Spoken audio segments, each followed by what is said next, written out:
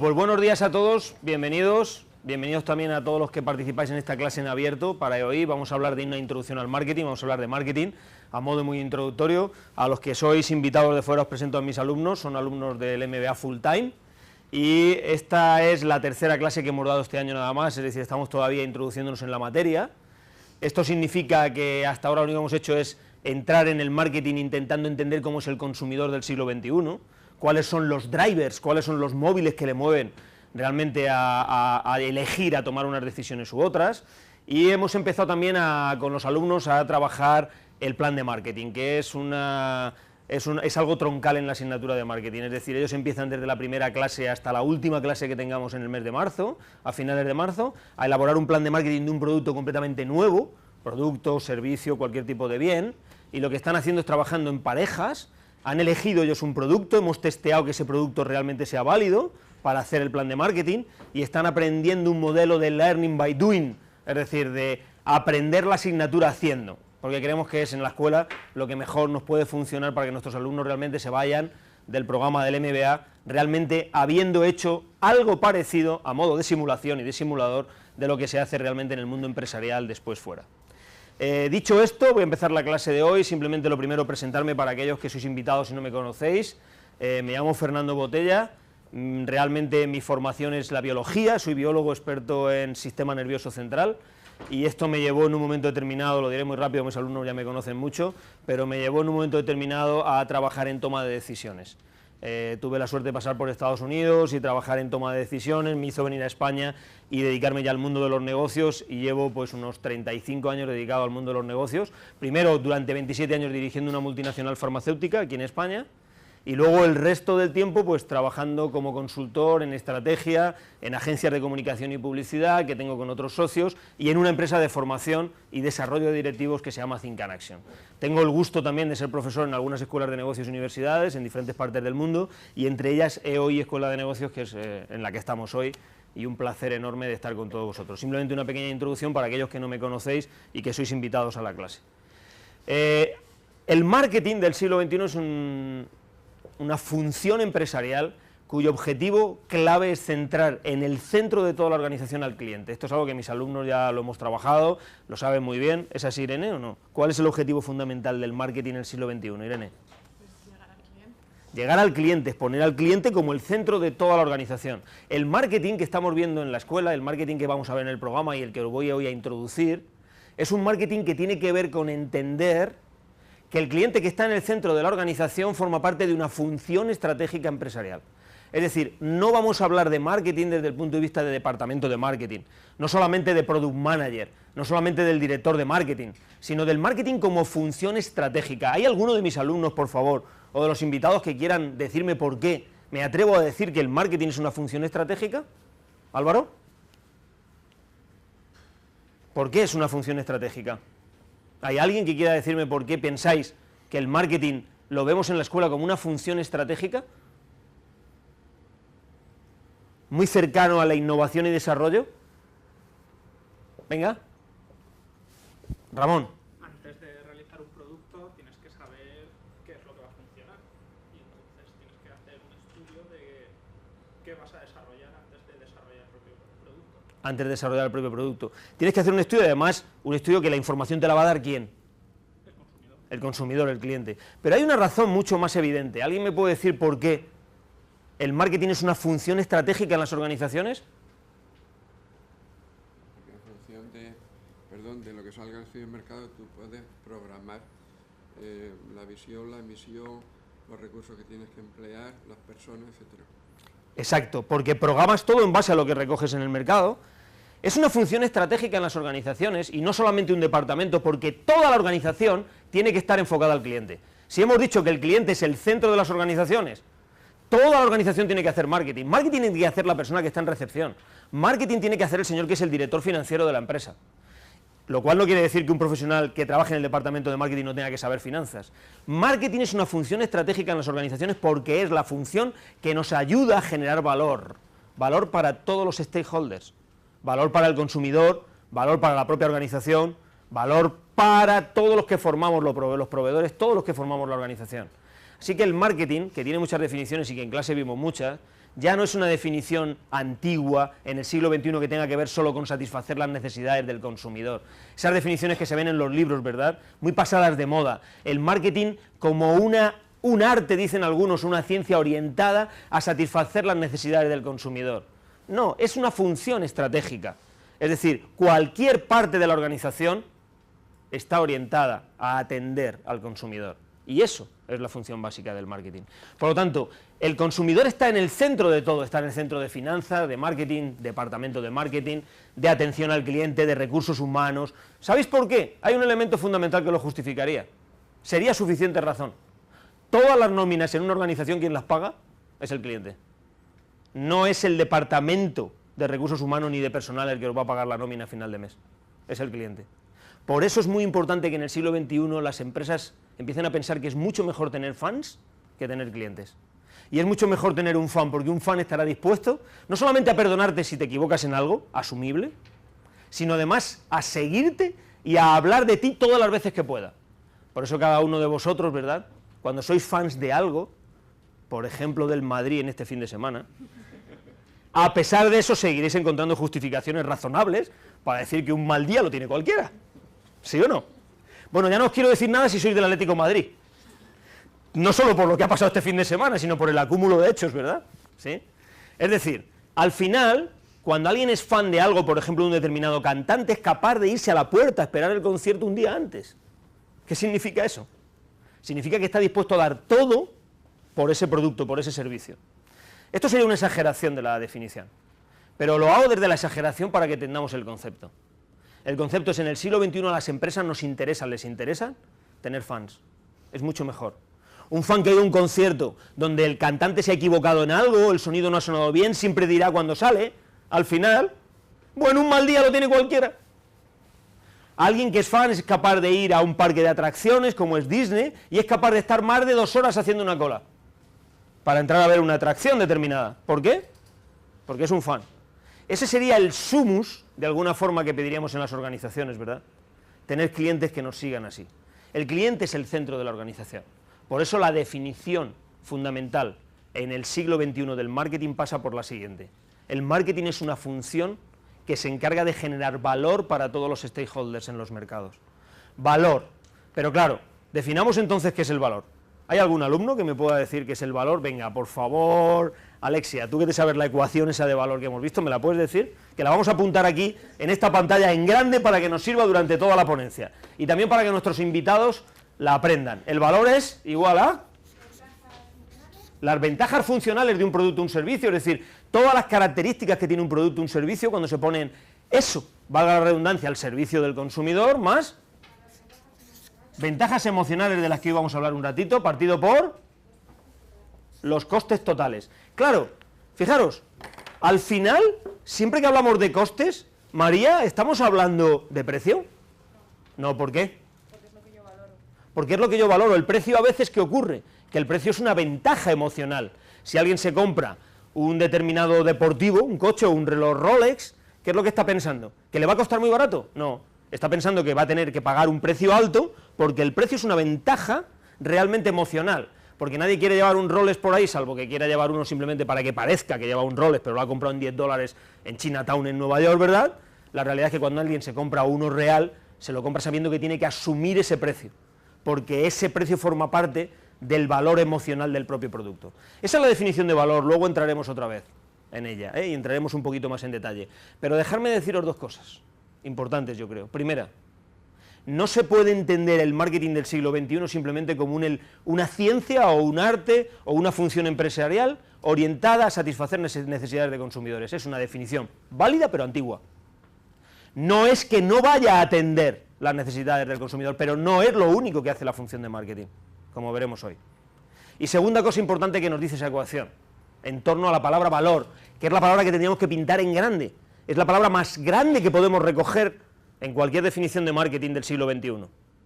Y es la siguiente: al final toda la función de marketing en la organización pasa por conseguir mayor valor al consumidor, es decir, por aumentar el numerador, es decir, hacer las ventajas mucho más grandes de cualquiera de los 2 tipos, por disminuir el denominador, es decir, hacer que los costes para ti sean menores, o por hacer ambas cosas, aumentar el numerador y disminuir el denominador. Es decir, al final toda la función estratégica del marketing, función estratégica que empezaremos a ver aquí en las clases a partir de Navidad con detalle, y entraremos uno a uno en todos los pasos estratégicos para elaborar nuestro plan de marketing que estamos creando, pero pasa por esto, por generar más ventajas a los consumidores, disminuir los costes o hacerles ambas cosas.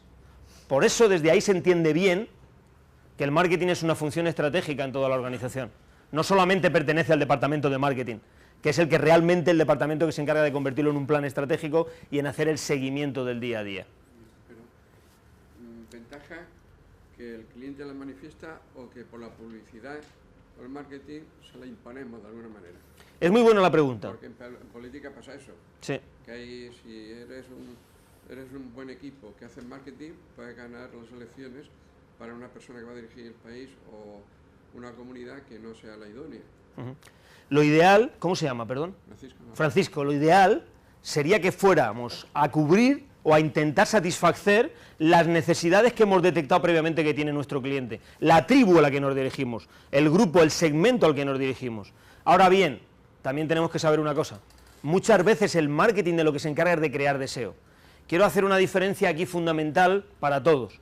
No es lo mismo el concepto necesidad y el concepto deseo para las personas de marketing. La necesidad es algo que es inherente a las organizaciones, que son clientes míos, o a las sociedades, o a los grupos a los que me dirijo. ¿Bien? La necesidad de comunicarnos es algo que existió en toda la historia. Primero lo haríamos con piedras, después con fuego, después con gritos, y hoy en día con el último iPhone, ¿no? O con el último smartphone. Pero el deseo sí que es algo que hace el marketing, porque el marketing fundamentalmente de lo que se encarga es de estimular deseo. Por lo tanto, a raíz de una necesidad que tiene un público objetivo, la generación de deseo, el estímulo de deseo para que me elijan a mí, eso sí que es una función estratégica del marketing. ¿De acuerdo? Os decía, el objetivo principal al final de la función de marketing en una empresa es crear clientes y retenerlos. Es lo único que le da sentido a la función de marketing. Crear clientes y retenerlos en el tiempo. Eso es finalmente la función. Y este es el ser feliz de las organizaciones. Una organización no tiene sentido sin los clientes. Son los clientes los que te dan sentido a ti y además te dan supervivencia, te dan futuro. Por lo tanto, todo lo que haremos es no solo crear clientes, sino además retenerlos. Fijaros un dato, solo un dato importante. En la media de la mayor parte de los sectores que conocemos, crear un cliente cuesta aproximadamente un 25% más que retener uno que ya teníamos, de media. Luego, fijaros la importancia en la función de marketing, que luego os contaré con más detalle, de intentar retener al máximo todos los clientes que tenemos, porque al final el marketing es como una especie de guerra de mercado en el que lo que vamos a hacer es intentar conquistar los clientes que tienen mis competidores, entenderéis luego un poquito mejor por qué, y lo que vamos a hacer al mismo tiempo es intentar defender a aquellos clientes que tengo yo, para que los demás no me los quiten. Ahora bien, entenderéis después por qué, pero la mejor forma de hacerlo de momento, aprendamos, es que es generándoles el mayor valor posible. Una de las grandes funciones estratégicas del marketing es generar satisfacción en el tiempo, es decir, generar fidelización. Pero por otra parte os adelanto ahora y luego lo hablaremos juntos, que eso es muy difícil, porque el ser humano y el consumidor, por definición, es infiel. Es infiel. Y va a ser infiel a tu marca y va a ser infiel a todos los procesos que tú le pongas de consumo delante de él. Va a ser infiel y luego veremos por qué. ¿Sí? Sigamos un poquito más. La clase de hoy, habiendo hecho esta primera acepción, foco, para que todos estuviéramos poniendo al consumidor como el centro de la organización, ahora empezaría la clase que quiero compartir hoy con vosotros, le vamos a llamar comportamiento del consumidor. Sabiendo que realmente él es el centro de la organización, porque él es el que nos paga la nómina, el que toma todas las decisiones, el que realmente hace que nuestra empresa tenga sentido, vamos a hablar de él. Vamos a hablar del marketing y vamos a hablar del consumidor. Vamos a hablar de cómo se comporta él. Fijaros, Hamlet dijo en el segundo acto, el hombre, qué noble en su razón. Y probablemente, o por lo menos así lo ha demostrado la neurociencia, no hace mucho tiempo estaba con Antonio Damasio en un congreso de neurociencias en Valencia y él lo demostraba además, hablando del error de Descartes, que es como se llama su libro, porque Descartes también dijo, pienso, luego existo. Y Antonio Damasio se atreve a decir, y además lo explica y lo justifica neurocientíficamente que no es cierto, no pienso, luego existo. Es decir, el hecho de existir me hace que piense que tome decisiones. Hay algo fundamental en los seres humanos que es el valor de las emociones. Biológicamente hablando, las emociones son las que nos hacen tomar decisiones. Hoy no entraré en detalles de biología, no tenemos tiempo en la clase, vosotros sí, los alumnos ya hemos tenido una clase de neurociencias aplicadas al marketing para entender esto bien que os voy a contar hoy, pero probablemente Shakespeare con Hamlet, en esta acepción que hacía el hombre que noble en su razón, estaba equivocado, porque tendría igual que haber dicho el hombre que noble en su emoción. Ahora, ¿dónde está la diferencia entre emoción y razón? Fijaros, la razón es un mecanismo biológico que tenemos en nuestro proceder diario, para casi siempre, porque Levitt solamente ha demostrado que es más del 85% de los casos, no en el 100%, Levitt es uno de los famosos neurocientíficos a nivel mundial, para justificar a la emoción. Es decir, la mayor parte de las decisiones que todos los días tomamos los seres humanos, las tomamos de la emoción. Y en realidad, ¿para qué utilizamos la razón? Para justificar a la propia emoción. Es eso que uno cuando se compra algo, ¿verdad?, va camino de casa en el coche y ya se va justificando el por qué lo ha comprado, ¿no? Es como si uno al mismo tiempo le hiciera daño el haber hecho esa compra o haber hecho ese desembolso, y luego empieza él mismo a crearse un montón de razones de por qué ha tomado esa decisión. Todas las decisiones que los seres humanos tomamos nacen de una emoción. Todas las decisiones. Cualquier cabreo tiene que ver con una emoción previa. Luego actuarás o no, es decir, tendrás el comportamiento de pelearte, de atacar, de huir, pero esos son comportamientos que tienen que ver con la decisión previa que nació de una emoción. Cualquiera de las emociones, la ira o la alegría, me da igual, provocan unos determinados razonamientos. ¿Esto qué tiene que ver con el mundo del marketing? Dentro de un ratito lo veremos, pero la clave fundamental es la siguiente: en la medida que yo soy capaz de llegar a tus emociones, en esa medida estoy generando una serie de ventajas que hacen que aumente el valor de relación que tienes conmigo. Conmigo, me refiero conmigo como marca de empresa, conmigo como marca de producto. Al final de lo que se trata es de generar una serie de relaciones con la marca para que me elijas. Ese es el objetivo al final, para que decidas por mí, para estimularte y que decidas por mí, para generarte el deseo de que me compres a mí, para que sea yo el que sea diferente a todos los demás entre los que podrías elegir. Ese es el objetivo final. Por lo tanto, en el papel en el que nosotros vamos a defender el marketing del siglo XXI y sabiendo que el valor también se adquiere desde las ventajas emocionales que los productos ponen en el mercado, es muy importante entender la fuerza que tienen las emociones. Dan Ariely, amigo y una persona con la que tuve la suerte de conocer en un momento determinado de mi vida profesional, en su libro Previsión Irracional, está traducido al español, si alguien lo quiere leer, se llama Las trampas del deseo. Él explicaba algo que yo creo que es clave para entender la clase de hoy. Y decía, no solamente el ser humano es no racional, es decir, irracional, pero tengamos cuidado porque no somos irracionales, somos racionales. Es ante las decisiones, ¿eh? No solamente es que somos más irracionales de lo que nos podríamos imaginar, sino que además somos previsiblemente irracionales. Y cuando somos previsiblemente irracionales quiere decir que además la función de marketing, los estudios de marketing, cuando vamos al mercado, cuando vamos a lanzar algo, ya sabemos en alguna medida cómo se van a comportar esas tribus a las que nos dirigimos. Veréis que utilizaré muchas veces la palabra tribu, porque en la clase todavía no hemos explicado muy bien qué significa el concepto de segmentación, de targeting, de clustering, etc. Esto lo veremos en otro momento del curso, ¿de acuerdo? Y de momento lo llamaré tribus, es decir, esos públicos objetivos a los que las empresas se dirigen. Claro, a esos públicos objetivos a los que las empresas se dirigen les importa mucho saber cuál es su irracionalidad, es decir, qué es lo que les va a hacer tomar una decisión de compra por mi marca versus otras marcas por las que estoy compitiendo en el mercado. Y además poder preverlo. Y lo mejor todavía, no solamente somos irracionales y previsiblemente irracionales, sino que además nos repetimos una vez y otra vez y otra vez y otra vez. Aquello de que el hombre es el único animal que cae 2 veces en una piedra no solamente es cierto, sino que podríamos decir que cae 100 veces en lugar de 2. Es decir, cae y cae y cae y cae y cae. De estas cosas se aprovecha mucho el mundo del marketing, dime Francisco. Como anécdota, en muchísimas empresas, por lo menos 20, he oído esta frase: hacemos las cosas igual que hace 20 años. En muchas empresas, además de distintos sectores. Pero hacemos las cosas como las hacíamos hace 20 años. Hace 20 años, pero en una empresa mejor el País Vasco, otra en Andalucía y tal, se ha repetido. Y siempre la empresa va mejorando, pero se repite eso. Aunque la empresa vaya mejorando, pero repiten, hacemos las cosas como hace 20 años. Fíjate, Francisco, hay una cosa que hemos visto en la clase ya, que hoy no tocaré, pero ya lo hemos visto previamente, y es que eso ha llevado a muchas empresas a autodestruirse. Y muchas pymes, y en el momento actual en el que estamos viviendo de crisis, todavía más. No quiero alargar la clase con este tema hoy, pero nosotros le llamamos el síndrome del feudo en clase. Y es lo que ha hecho que Kodak, por ejemplo, una gran empresa, pues tuviera los problemas que tuvo, ¿no? O Sony, en el mercado, por ejemplo, de la telefonía o de la televisión, ¿no? O de los juegos, incluso de los juegos electrónicos, ¿no? Con la PSP. Llegaron otros que le sobrepasaron, ¿no? Le llamamos el síndrome del lucio en clase, porque tiene mucho que ver con ese pez, ¿no?, que tiene un comportamiento de impotencia aprendida, y ocurre igual en las organizaciones y en las sociedades organizacionales.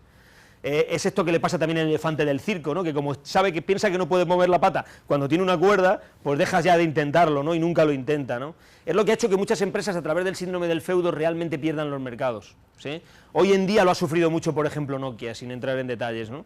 Pero con llegar tarde al mercado de los smartphones, por hacer lo que siempre hacían y por pensar que lo que nos gustaba es la teclita, ¿verdad?, ha pasado esto. Es decir, es cierto, pero tengamos cuidado, porque como dentro de un ratito veremos uno de los elementos fundamentales también en la función de marketing, sobre todo en la función del marketing del siglo XXI, función estratégica de la organización, no solamente del departamento de marketing, es encontrar las nuevas estrategias de adaptación a los mercados. Pero aquí, Francisco, lo dejo aquí porque dentro de un rato hablaré con más detalle de eso, si te parece. En el fondo hemos puesto al cliente como el centro de la organización porque él es el que maneja el dinero y él es el que decide dónde gastárselo. Al final tenemos muchas formas de definir la competencia y a lo largo de todo el máster en las clases de marketing veremos muchos modelos competitivos y diferentes estrategias para actuar competitivamente. Ahora bien, hay una definición que os quiero dejar hoy en esta introducción, que es competencia. Competencia es todo aquello con lo que nos estemos jugando, disputando el dinero de mi potencial cliente. Es decir, si yo tengo un circo pero esa tarde hay fútbol, el fútbol puede ser competencia del circo. Veremos que hay muchos productos competitivos sustitutivos que ¿qué es lo que hacen? Lo que hacen es que estén compitiendo el mercado de los cereales para el desayuno con el mercado de la bollería, porque también puede estar en el momento del desayuno. Es decir, cada vez que nos estamos jugando de alguna forma la posibilidad de que nuestro consumidor gaste sus recursos, y no solamente el dinero, porque veréis que uno de los recursos del siglo XXI más importantes es el tiempo, y el marketing tiene que empezar a pensar en tiempo también, Este es uno de los elementos fundamentales que veremos después. Cuando él decide utilizar los recursos conmigo, no los está utilizando con otro, y esto es competencia. Y digo, es una definición muy grande para llegar poco a poco, luego más adelante a lo largo del máster, a hacer desarrollos competitivos y a entender mucho mejor la competencia. Al final, el consumidor es un auténtico shopper, que llaman los americanos, se siente muy a gusto comprando. De hecho, con resonancia magnética funcional hemos podido demostrar que el consumidor, cuando va de compras y cuando tiene más bolsas en la mano, cuanto más bolsas tiene menos noradrenalina en sangre. Fijaros qué curioso, es decir, disminuye el estrés. Es más, baja el nivel de cortisol en sangre, es decir, tiene menos posibilidad de tener colesterol. Es más, aumenta la dopamina intracraneal, es decir, la que le provoca felicidad. Es más, aumenta la serotonina en sangre. Es decir, cuando alguien compra, además les pasan cosas fisiológicas externas que uno puede observar desde fuera, simplemente por observología, grabando con cámaras, Y es que los hombros se ponen más rectos, el pecho se mete un poquito hacia adentro, es como si te notaras el ombligo, ¿verdad?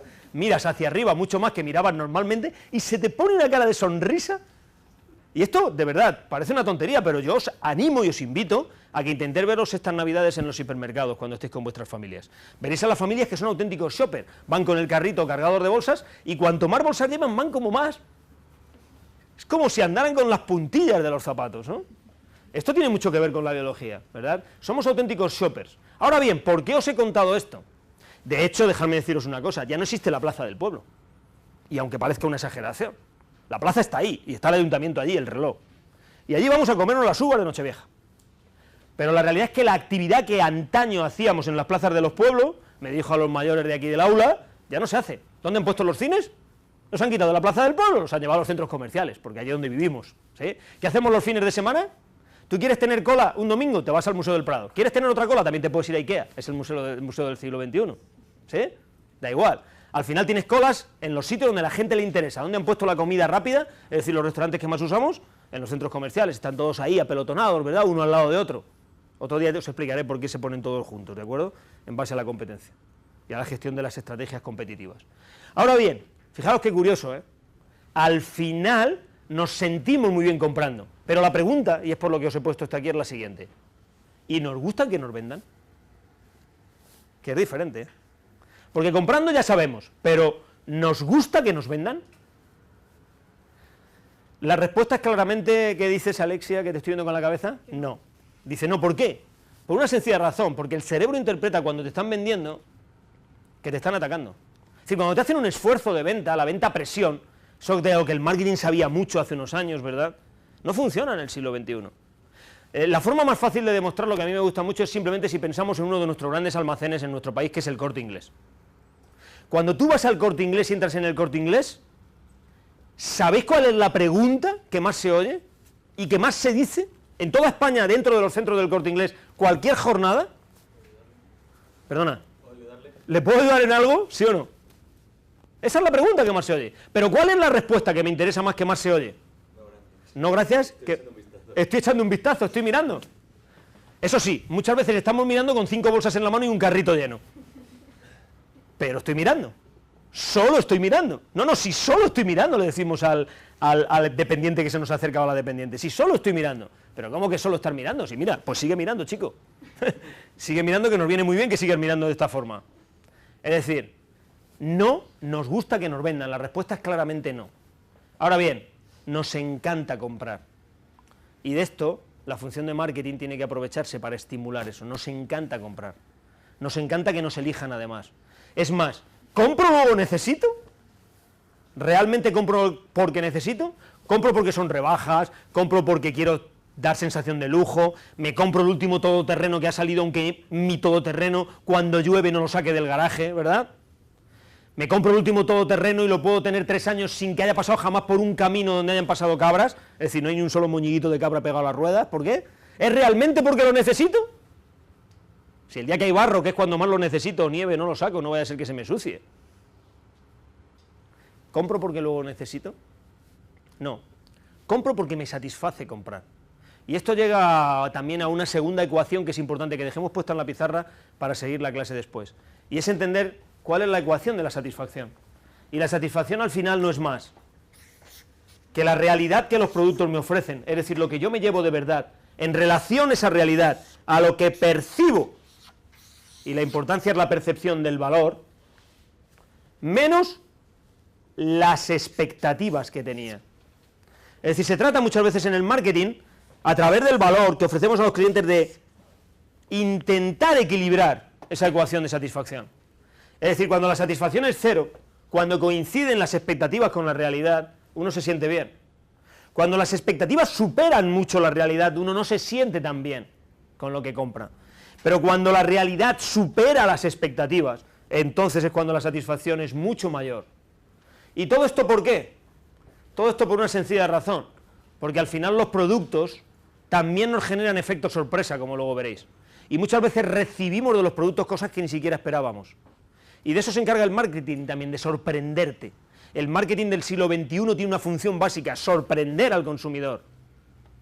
Porque en la medida, y luego entenderéis por qué es importante esta sorpresa, en la medida que te sorprenda, generará una satisfacción superior a lo que tú esperabas, es decir, la realidad será superior a las expectativas. Y siempre que la realidad sea superior a las expectativas, normalmente la satisfacción es mayor. ¿Sí? Veréis la importancia que tiene el efecto sorpresa en marketing. Alguien famoso que ha fallecido hace poco tiempo en hacer esto era Steve Jobs, ¿no? Continuamente, ¿qué estaba haciendo, no? Al mercado, concretamente, ¿qué estaba haciendo a esos seguidores que ha tenido en todo el mundo?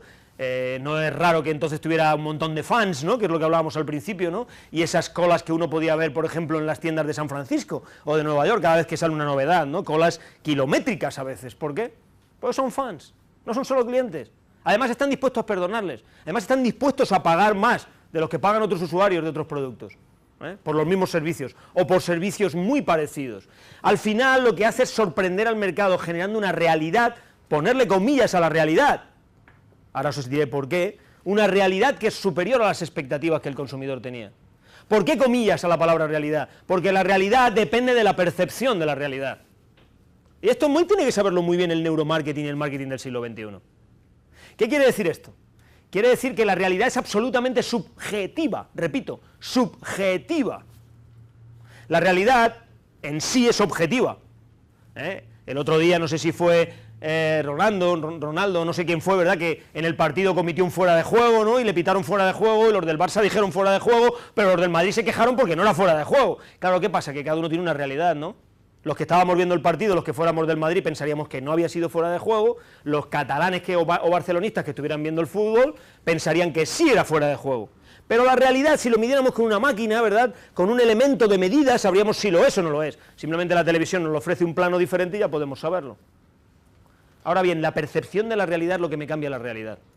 Y esto es muy importante en marketing, porque muchas veces, como veréis al final de la mañana, de hoy, de la clase de hoy, hay 3 modelos de marketing, y uno de los modelos de marketing en el siglo XXI es el modelo perceptivo. Ya no sirven las 4 Ps, como se hablaba antes en el marketing moderno. El marketing moderno tiene otras P's. El marketing moderno del siglo XXI se enfoca en otra serie de elementos, y uno de ellos es el marketing de la percepción. ¿Por qué?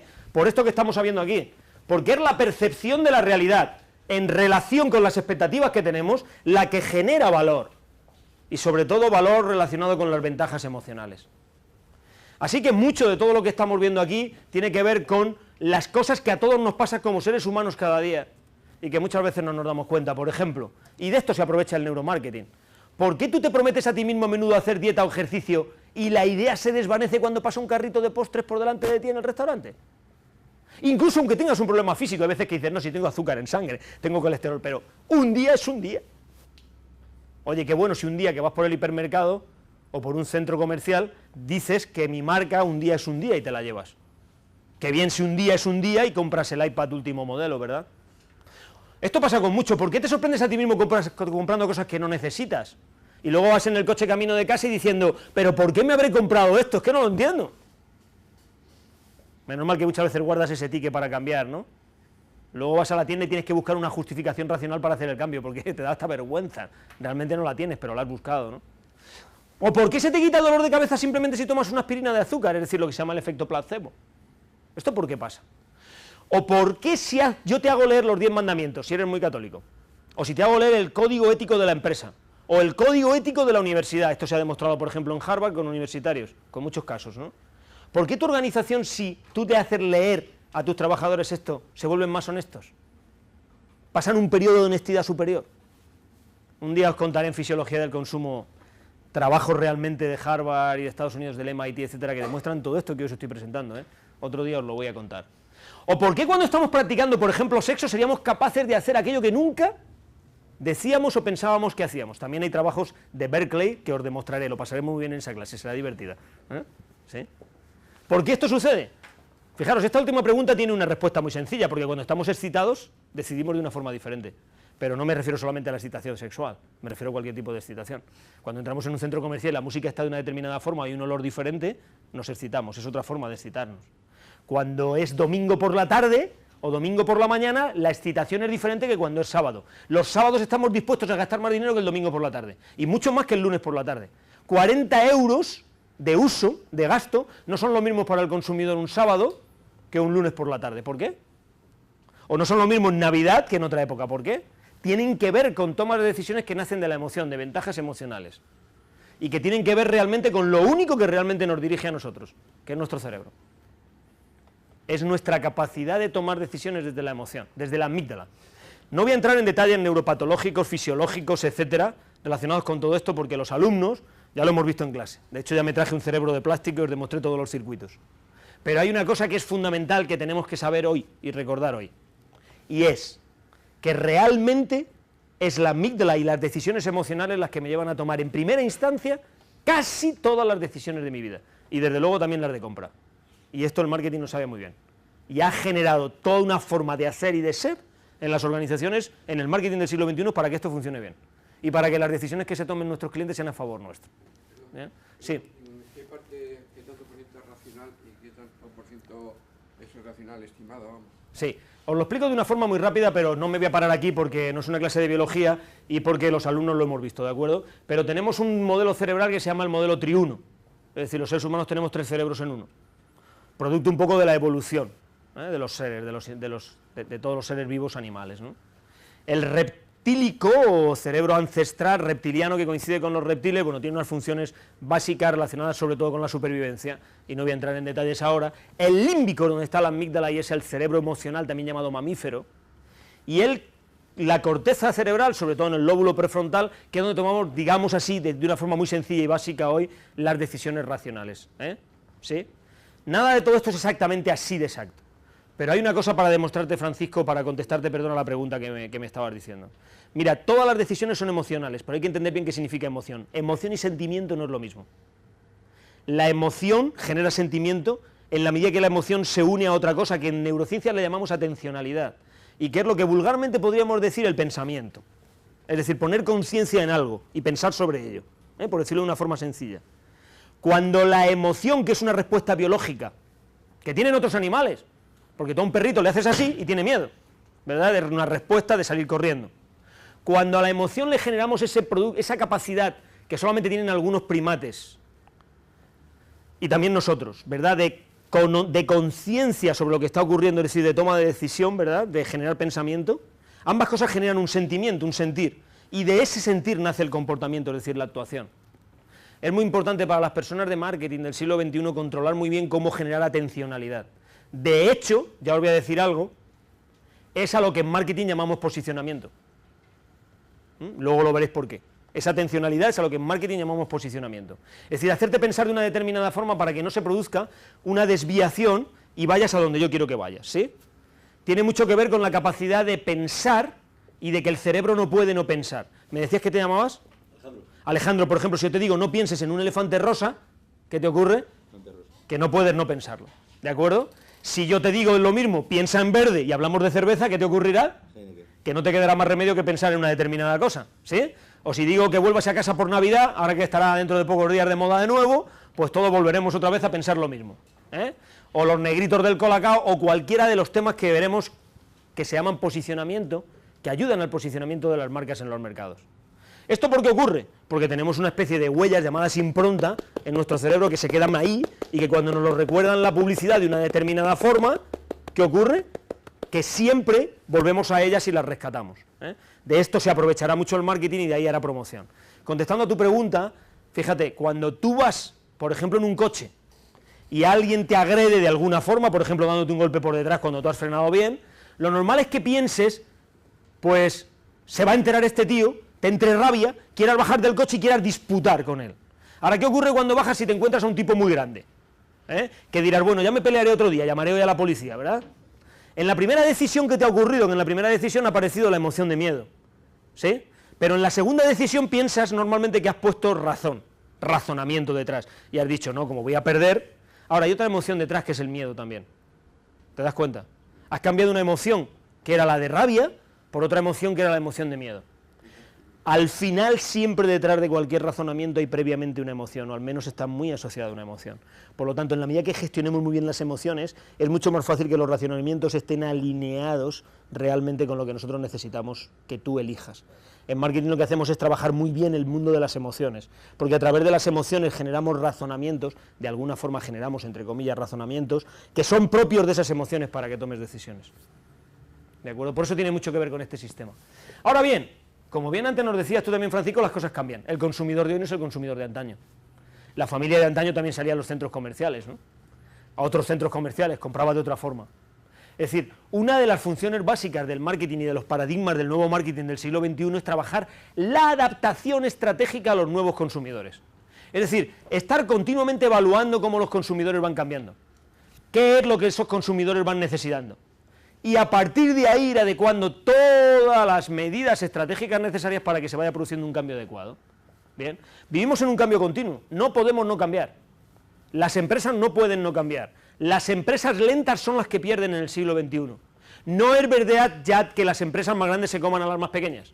Hoy en día en nuestros mercados son las empresas más rápidas las que se comen a las más lentas. O mucho más a aquellas que no pueden moverse de donde estaban. Aquellas que tienen estructuras tan sólidas que no son capaces de avanzar rápido, otros les pasan por la tangente y les quitan el mercado. O a veces les quitan porciones de mercado muy grandes, ¿de acuerdo? Por lo tanto, una de las funciones estratégicas básicas de los paradigmas nuevos del marketing del siglo XXI es estar, si me permitís decirlo así, atento a qué es lo que está ocurriendo en los mercados. Y estar continuamente adaptándose a los nuevos mercados. Ya lo había dicho Darwin, ¿eh? Darwin había dicho que las especies que triunfarán en cualquier ecosistema no son las especies más grandes, ni son las especies más fuertes, ni son las especies más inteligentes. Son aquellas que tienen capacidad de adaptarse a los cambios. Pero dejadme que os deje una segunda derivada de esta famosa teoría de la evolución de Darwin, para mí la más importante en la clase de hoy. Y no es solamente que el hecho de ser capaz de adaptarte a los cambios te permita tener una ventaja competitiva, que parece que sí, sino que además, al adaptarte a los cambios, tienes la obligación, y para mí esto es lo importante, de desarrollar estructuras, procesos, modos de hacer que los demás no tienen. Es decir, al adaptarte a un cambio tienes que desarrollar alguna estructura que antes no tenías. Por ejemplo, la que desarrollaron las jirafas frente al resto de giráfidos, ¿no? Y por eso se quedaron ellas en el ecosistema y otros desaparecieron. En ese caso, un cuello más largo. Las organizaciones, metafóricamente hablando, es lo mismo. desarrollan aquellas que tienen capacidad de adaptarse, elementos, estructuras que los demás no han desarrollado. Y esas estructuras, al menos en un tiempo, aunque cada vez es más corto, son únicas, generan diferencia. Una de las funciones básicas del marketing, como luego veremos, la diferenciación. Por lo tanto, hay que estar continuamente adaptándonos a los mercados. Así que, entendiendo esta primera parte, dejadme que os diga que hoy en día el marketing del siglo XXI se centra en 3 funciones básicas. Un poco habiendo hecho este resumen rápido inicial. ¿Cuáles son las 3 funciones básicas? La primera, las relaciones. Decidir y elegir muy bien quién son mis públicos objetivos. Y saber cuáles son los elementos clave para relacionarme con ellos. En las clases de marketing estratégico que empecemos después de esta Navidad, realmente lo que estaremos trabajando es aprender estratégicamente cómo generar relaciones. No solamente a cómo generar relaciones, sino también a saber qué clientes son los que en un momento determinado nos interesan a las organizaciones y por qué. Cómo dirigirnos a ellos. Hablaremos de targeting. Cómo, de alguna forma, priorizar a toda la cartera de clientes nuestros. Cómo generar foco en unos y no en otros. Todo esto tiene que ver con lo que se llama hoy en día el marketing de relaciones, una de las 3 patas básicas de una banqueta que llamaríamos la función estratégica del marketing, una banqueta de 3 patas. Y la primera es la del marketing de relación. Cómo generar relaciones con mis clientes, cómo convertirles en fan. Esto será algo que veremos en marketing estratégico, a partir de las clases que empecemos después de Navidad. La segunda es la de la diferenciación. ¿Qué hago para ser diferente en los mercados? Señores, nos compran porque somos diferentes. Nos relacionamos, además, volviendo al primer punto, porque ofrecemos diferencias. Vendemos porque nos diferenciamos. Es decir, uno de los elementos fundamentales del posicionamiento, del que hablaremos otro día en detalle, tiene que ver con la capacidad de generar diferencias en la mente de nuestros consumidores. Nos ven de una forma diferente a como ven a los demás. Y eso hace que en determinadas circunstancias y bajo determinadas razones, cambio la palabra, bajo determinadas emociones muchas veces, decidan por nosotros y no por otros, ¿de acuerdo? Luego la segunda pata de esa banqueta estratégica de la función del marketing en el siglo XXI es la diferenciación. La primera es la relación, la segunda la diferenciación y la tercera, sin ningún lugar a dudas, es la innovación. El estar continuamente cambiando, el estar continuamente ofreciendo cosas que los demás no ofrecen. ¿Sí? Hay algo fundamental en los mercados y sabemos muy bien, y es, lo diría bajo la siguiente frase: innovo, los demás me siguen, es decir, vendo, luego imito, existo, luego imito, pero da igual, una compañía muy grande como pueda ser Sony, con una gran marca en el mercado muy innovadora, ha reducido aproximadamente un 30% sus costes, sus gastos en I+D. ¿Por qué? Porque ha tenido que destinar dinero a imitar a otros, en sistemas que otros tenían. Algo que una compañía como Apple ya sabía hacía mucho tiempo. Vete, imítale, le decía Steve Jobs a sus ingenieros cuando un húngaro, ¿verdad?, para Creative había conseguido tener música comprimida, ¿no?, el primer MP, ¿no? ¿Qué es lo que hacía con la música comprimida? Lo que hacía él, eso sí, ponerlo en bonito. Lo que le decía a sus ingenieros es: copia eso, pero ponlo mucho más bonito que lo pongan todos los demás. Luego hablaremos de esto al final de la clase, la importancia de lo del bonito, ¿sí?, del que sea más guapo. Pero al final es imitar, imitar, imitar. Vendo, luego imito. Existo, luego imito en los mercados. Y lo hacen todas las compañías. Pero no quita, sino todo lo contrario, que para los líderes en los mercados, uno de los elementos fundamentales donde también es una función estratégica del marketing, sea la innovación. La capacidad de estar continuamente creando cosas absolutamente nuevas, sorprendiendo al mercado. Tiene que ver con algo que se entiende muy bien. Si hemos dicho que el cliente es el centro de la organización, y si hemos dicho que lo que vamos a estar es continuamente escuchándonos para adaptarnos también a lo que él va cambiando y él va necesitando, eso nos obliga a estar continuamente innovando. Pero nos obliga también a conocer muy bien cuáles son sus necesidades. Y los clientes al final siempre tienen 3 tipos de necesidades. Unas necesidades que nos cuentan que las tienen. Son necesidades que ellos expresan que las tienen. Nos las expresan, las quieren de nosotros. Son las necesidades esperadas y expresadas por ellos. Necesidades expresadas y esperadas. ¿Sí? Pero hay otras necesidades que no nos expresarán, aunque sí las esperarán de nosotros. La investigación de mercados tiene que ayudarnos a descubrir eso. ¿Cuáles son ese segundo grupo de necesidades que las esperan exactamente igual, pero no las expresan? ¿No es igual en cualquier tipo de relación en vuestra vida? ¿Con cualquier relación que tenéis, no tenéis necesidades que os expresan y que esperan de vosotros? ¿Pero no tienen también cualquier relación con vosotros, en cualquier tipo de organización familiar, de amigos, etcétera, y también empresarial, necesidades con las personas que os relacionáis, que no os expresan, pero que esperan de vosotros. Y el tercer grupo de necesidades son esas que no esperan, ni siquiera las esperan. ¿Cómo las van a expresar? No las pueden expresar, no las esperan. Pero vosotros podéis actuar ahí sorprendiendo al mercado. Podéis darle algo que ellos ni siquiera esperaban. Ese factor sorpresa genera mucha diferencia. Y ese factor sorpresa, que en toda relación es muy importante, humana, de todo tipo, la importancia de la sorpresa, ¿verdad? Ese factor sorpresa te hace que te sientan, que te vean, que les emociones de una forma diferente a como les emocionan los demás. Cualquiera que penséis en una relación personal vuestra lo podéis saber. Es ese ramo de flores que llega a casa un día cualquiera, un lunes cualquiera, por ejemplo esta tarde. Te invito a que lo pienses, ¿sí? Por lo tanto, el mercado hay que estar continuamente, ¿qué? Adaptándose a los diferentes cambios. Hay muchos.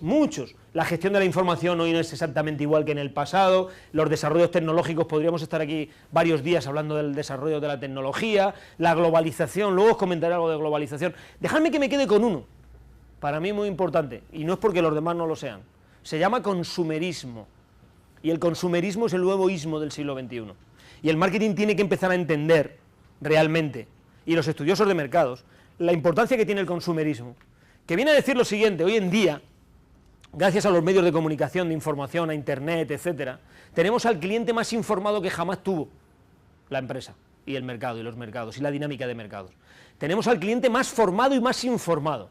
Tenemos a un cliente que es consumerista. ¿Qué significa? Que toma la decisión de la compra antes de llegar al punto de venta. Repito, la decisión de la compra la ha tomado antes, en su mayor parte de los casos, de llegar al punto de venta. Lo cual significa que los medios tradicionales de marketing puede que no nos valgan, o puede que muchas veces no nos valgan. Hoy en día somos capaces de saber qué coche queremos comprar ya en casa. Con nuestro ordenador somos capaces de construirnos nosotros exactamente el modelo que luego vamos a solicitar en el concesionario, ¿sí? Hoy en día, ya llevándolo al mundo de la medicina, pasan cosas como me contaba un amigo neurólogo mío el otro día, ¿no? Que le llega un señor, ¿verdad?, un joven, con su madre a la consulta, y le dice: doctor, ¿por qué no le ha dado usted el inhibidor de la monoaminoxidasa B todavía a mi paciente, a su paciente, a mi madre? Y el médico le pregunta: oiga, ¿usted qué es? ¿Es usted neurólogo? ¿El médico de atención primaria? ¿Cómo sabe esto? Dice: no, ¿qué va? Yo tengo un taller de coches ahí al lado del Alcampo. Yo no sé nada de esto, lo que pasa es que he entrado en internet y he visto que es lo último que hay en el mercado. ¿Cómo usted a mi madre todavía no se lo ha dado? Si mi madre tiene Parkinson. Usted ya le tenía que haber dado esto a mi madre. Es capaz de pedirle al médico que le recete amoxicilina porque le duele la garganta sin ni siquiera abrirle la boca para que le mire la garganta. Es decir, esto que se ve muy bien en medicina pasa en todos los mercados. Al final, lo que nos está ocurriendo es que tomamos la decisión de compra antes de llegar al punto de venta. El valor del vendedor ha cambiado. Y del vendedor no me refiero solamente a la persona física que hace de representación de un producto, sino del vendedor como empresa que pone el producto al servicio del consumidor. Ha cambiado. Y tenemos que llegar antes, ¿verdad? Luego veremos cómo lo resolvemos esto actualmente y cuáles son los mecanismos que tenemos para esto. Por lo tanto, el driver fundamental está en el cliente y está en la mente del cliente, y lo que nos interesa fundamentalmente en las primeras fases de aproximación a nuestros clientes es saber cómo, por qué, dónde, cuándo, para qué nos compra, qué decide, qué le hace comprar. Ese es el verdadero driver. Ahora bien, para eso hay que entender, y es lo que pretendo en la clase de hoy, muy bien cómo es nuestro consumidor. Fijaros, hoy en día no somos burócratas, somos cosmócratas. Estamos encantados de probar todo. Lo que queremos es vivir todo. Nos da igual que sea la talasoterapia, que la cata de vinos, que el pilates. ¿Qué se pone de moda? El pádel, todos a jugar al pádel. Lo que queremos es vivir de todo y de todos. Es como si tuviéramos tiempo para todo, cosa que no es real, ¿verdad? De hecho, ya se lo trasladamos también a nuestros hijos, ¿eh? Nuestros hijos nacen con una agenda bajo el brazo. Antes decían con un pan bajo el brazo. Pues ahora tienen que nacer con una agenda bajo el brazo. ¿Qué significa? Significa que así ya le planificamos claramente que de 5 a 6 van a piano, de 6 a 7 a judo, de 7 a 8 a tenis y de 8 a 9 a aprender cocina. Da igual, aunque tengan 6 años. ¿Tienen estrés crónico antes de nacer? Nacen ya para empezar a tomar antipsicóticos y antidepresivos. O parecería que fuera así. Es una exageración, pero es una exageración para entender cómo es el tipo de cliente de las diferentes tribus o públicos objetivos a las que nos dirigimos la mayor parte de las empresas en los mercados. Tenemos a clientes hiperocupados, son cosmócratas, viven en el mundo, están conectados todo el día con todo el mundo. El consumidor ya no es una persona que está en casa, decide que va a salir a comprar sin saber qué comprar. ha tomado muchas decisiones como veíamos antes, pero también le ha llevado a una cosa que mucho más que en toda la historia de la humanidad, no solamente quiere vivir todo, sino lo que manda es el tiempo. Toda demanda de tiempo es necesaria. El tiempo es uno de los recursos con el que te la estás jugando también. No solamente con su dinero que está en su bolsillo o en su cuenta corriente, sino también con el tiempo del que dispone para dedicarte a ti. El consumo es mucho más rápido. El consumo, además, es competencia en la agenda de tu consumidor. Esto, Borders, los famosos libreros americanos, lo entendieron muy bien ya hace muchos años, luego ya lo hemos visto en FNAC y en otros, ¿no? Se dieron cuenta realmente que la gente les compraba menos libros porque no tenía tiempo para leerlos. O porque no tenía tiempo para entrar a una librería y hacer un tipo de consumo, como siempre se hacía de libros, que uno cuando entra a una librería, lo que quiere muchas veces, si no ha decidido la compra, es observar, mirar en las estanterías, coger uno, coger otro libro, poquito a poquito, y al final tomar una decisión y llevarse una cantidad de libros. Uno de los ejecutivos más importantes de la organización descubrió que realmente lo que le faltaba a sus consumidores, a sus clientes potenciales, era tiempo. ¿Y qué pasó? Algo que hoy en día los consumidores, que estamos en este aula, lo tenemos muy resuelto, pero que en aquella época no estuvo resuelto. Fueron las primeras librerías en Estados Unidos que abrieron al mediodía y que cerraban a las 3 o las 4 de la madrugada, que te daban un café, no cerraban al mediodía, y además te invitaban a café, que podías escuchar música dentro, incluso que había una sala de lectura. Es decir, te vendieron tiempo, empezaron a venderte tiempo. El tiempo forma parte de la demanda. Las empresas que no han entendido que el tiempo forma parte de la estrategia en la demanda, o de las estrategias de demanda, creo que se están equivocando. Y esto además genera, esto del cliente hiperocupado, que está un poco a todo, que quiere de todo, que le interesa todo, genera además que también, nunca en la historia de la humanidad, haya sido tan importante la famosa ley de Gosen o llamada ley de la insatisfacción creciente. Es decir, que no solamente somos insatisfechos crónicos, como siempre lo fuimos, sino que además esa insatisfacción es creciente, es continua, siempre va a más. ¿Sabéis al final lo que viene a decir esta especie de ley de insatisfacción creciente? Es que los consumidores nos cansamos de las cosas. Dicho de una forma muy sencilla es esto: nos cansamos además de atender nuestra necesidad o nuestro deseo siempre con el mismo bien. La ley de hecho dice así, dice cuando tú consumes un bien para atender un mismo deseo de forma repetida en el tiempo, lo que provoca es una insatisfacción creciente. Y por repetirlo de una forma más sencilla y entenderlo fácilmente, es que me canso para atender un deseo mío, una necesidad de usar siempre el mismo bien. Ese coche que me hacía feliz ya no me hace feliz cuando lo tengo. ¿Antes cuánto era? ¿5 años? ¿4? ¿Ahora cuánto? ¿El primer año? Ese perfume que compro, ¿verdad? ¿Sí? Estos se han hecho pruebas muy bonitas, ¿no? En Estados Unidos con los perfumes. Ahora que estoy pensando en perfumes se me ocurre una de ellas, ¿no? Que veremos detalles de estas pruebas cuando hablemos de consumo, de fisiología del consumo. Pero, por ejemplo, se sabe que las personas compran una botella de perfume, le quitan el primer celofán que lleva, ¿verdad? Le quitan el segundo packaging, que es la cajita, sacan la botella. Hay mucha gente que esa cajita la guarda, ¿sí? Y hay gente que la guarda solamente en los primeros días. Después se cansa de la cajita y la tira. Pero los primeros días es como si hubiera que guardar todavía la botella en la caja, ¿sí? Para que veáis la diferencia entre los primeros días y los siguientes. Ahora, fijaros qué curioso. La gente se observa lo siguiente, saca la botella, y estos son, digo, estudios con significancia estadística que se han hecho, ¿eh?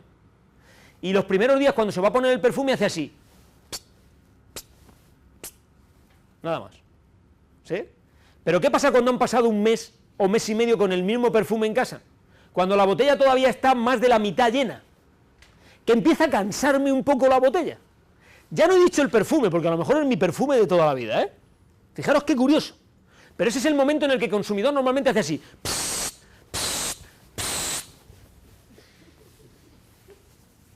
Y utiliza mucho más, incluso le dice a su hermana, ¿quieres un poco? Es como si tuviera ganas ya de que se gastara. Al saberlo mejor, que no solamente somos infieles porque después compremos otro perfume, sino lo que se ha demostrado es que la mayor parte de las veces, en el orden del 72%, volvemos a comprar la misma marca. Luego, ¿qué pasa? ¿Que nos gusta abrir la caja? ¿Quitar el celofán? Si al final hemos comprado la misma. ¿Esto por qué sucede? Es la sensación de abrir cosas nuevas. Esto ya lo supieron, por ejemplo, los conserveros hace muchos años, ¿eh? Cuando hacían las latas muy grandes de conserva se dieron cuenta que vendiéndolo en latitas pequeñitas vendían más. Y además podían cobrar más por ello. Cuando nosotros lanzamos Betadine en España, el Betadine al principio, en España y en el resto del mundo, el Betadine era un producto que tenía 1 litro. la solución antiséptica de betadine, cambiarlo a una botellita muy pequeñita, solamente de 50 centímetros cúbicos, mejorándole un poquito el tapón, hizo que se pudiera cobrar por esa botellita más dinero que por la de 1 litro. Los costes mucho menores, muchísimo menores, pero los beneficios no os podéis imaginar también todos los grandes que fueron, ¿no? Es decir, tuve la suerte de participar junto con José Vicente Santa Cruz, ¿no?, y otros compañeros de la empresa entonces Asta Médica, ¿no?, en estos lanzamientos, y son estrategias fundamentales en las organizaciones. ¿Por qué? Porque sabemos que tenemos un cliente insatisfecho, un cliente que lo que quiere es estar continuamente probando cosas. Esto lleva a 2 reflexiones importantes, o al menos a 2, algunas más, pero 2, en mi opinión, bastante importantes. ¿Cuáles son estas 2 reflexiones? La primera, somos infieles por naturaleza. ¿Qué significa? Que cuando yo voy con el carrito de compra por el supermercado y cojo siempre el mismo producto más o menos, hay un momento en que hay cosas que me llaman la atención, que me hacen que pique. A todos os habrá pasado, ¿sí? Siempre cogéis más o menos la misma leche, etcétera, pero hay un momento que ya te cansas de llevarte siempre la misma marca, quieres probar otra, como si fuera a saber diferente, hasta con el agua lo hacemos. Es verdad que con muchos productos, al final lo importante es la gestión del precio, sobre todo en estas épocas y en este tipo de productos que estoy poniendo el ejemplo. Pero ¿qué pasa cuando estás en otro tipo de productos, por ejemplo, de moda, ¿no? O en el mismo hipermercado, pero con esos productos que son un poco más gourmet. Tú vas por el hipermercado, siempre compras lo mismo, pero hay un momento en que hay algo que te hace tilín. Y cuando te hace tilín, vuelves hacia atrás, ¿verdad? Y es como si algo te llamara mucho la atención, te provocara una atracción especial. Eso lo quieres coger, lo quieres meter en el carrito, te lo quieres llevar. Aunque luego llegues a casa, ¿verdad?, y lo pruebes y digas, bueno, pues tampoco era para tanto, ¿eh? Más vale que hubiera cogido la chiquilín de toda la vida. Pero la realidad es que has picado. Los seres humanos somos infieles absolutamente por naturaleza. Eso significa que vamos a estar con ganas siempre de probar otras cosas. ¿Esto por qué es bueno para el marketing o qué tiene que ver con el marketing? Y solo estoy hablando de marketing, ¿eh? Yo porque os veo unas caritas en algunos, ¿eh? ¿Sí? No os quiero dar justificaciones para otras cosas, ¿eh? Veo por aquí alguna risa. Esto en el marketing tiene una importancia casi fundamental, clave, estratégica. Y es que sabemos que los clientes consumidores, incluso fans, aunque ahí lo tenemos más difícil, ¿verdad?, de nuestros competidores en un momento determinado van a querer estar con nosotros si les ofrecemos algo de una forma diferente, o si les llamamos la atención de una forma especial. Ya aprenderemos a ver cómo se hace estas llamadas de atención, ¿eh? Y cómo vendemos esta diferencia, lo aprendemos en marketing estratégico. Y otra cosa muy importante, también entender que por la misma, nuestros clientes en un momento determinado, por mucho que pensemos que los tenemos fieles y completamente satisfechos, en un momento determinado van a querer irse y probar a la competencia. Van a querer estar con la competencia, porque van a querer probarles, van a querer saber qué les ofrece la competencia. ¿Sí? Así que entendamos que uno de las respuestas, es decir, de las derivadas fundamentales de la fidelización en el marketing tiene que ver con la insatisfacción creciente. Como somos insatisfechos crónicos, de esto se aprovecha el marketing de alguna forma para penetrar en los no clientes. Es la primera consecuencia, pero no es la única. La segunda es que estamos compitiendo en el siglo XXI por una economía que llamamos economía de la atención. Es decir, estamos compitiendo por estar en la mente de nuestros consumidores, para que esa ecuación que hemos puesto de valor salga a favor nuestro, porque al final cuando el cliente decide si se lleva un producto o se lleva otro, lo que está valorando es si me llevo el producto 1, el producto 2, el producto 3, el producto N, en base a una serie de elementos que aprenderemos a construir, pero al final lo que está es valorando qué es lo que se lleva. Y lo está valorando también en base sobre todo a la percepción, es decir, a esa atencionalidad que le hemos creado en la mente sobre lo que nosotros ofrecemos. Y ahí es donde nos la jugamos. Por lo tanto, si tengo clientes en el mercado que están insatisfechos, de forma creciente en el tiempo, tengo que ir modificándoles la atención que tienen sobre mi producto, o si no soy capaz de generarle esa modificación de la atención sobre mi producto, es posible que tengan más facilidad, estén más abiertos a picar, comillas, es decir, a caer, a decidir, a elegir por los productos de los demás. Por lo tanto, es muy importante trabajar muy bien la economía, entre comillas, de la atención, la atencionalidad, la atención de mis potenciales consumidores, mis clientes de hoy, mis clientes del futuro, los que quiero tener. Fijaros, esto se entiende muy bien. Una persona normal, cualquiera de los que estamos aquí en el aula hoy, a lo largo de un día normal, entre que sale el sol y se pone la luna, y se pone el sol, perdón, y sale la luna, aproximadamente puede tener entre 4.000 y 5.000 impactos diferentes persuasivos a lo largo del día. Claro, nadie podemos recordar los 4.000, ¿verdad? Nadie somos capaces de recordar los 4.000 de ayer. Hay algunos que nos habrán llamado la atención de una forma especial y ahora que os estoy diciendo esto a lo mejor se está viniendo a la mente. El lóbulo prefrontal vuestro está trabajando para recuperarlo. ¿sí? Pero la mayor parte de nosotros no podemos recordar los 4.000, vamos, ni 100, salvo que hagamos una asociación de ideas, pero entonces ya es forzada, ya no es de forma automática la aparición de la decisión.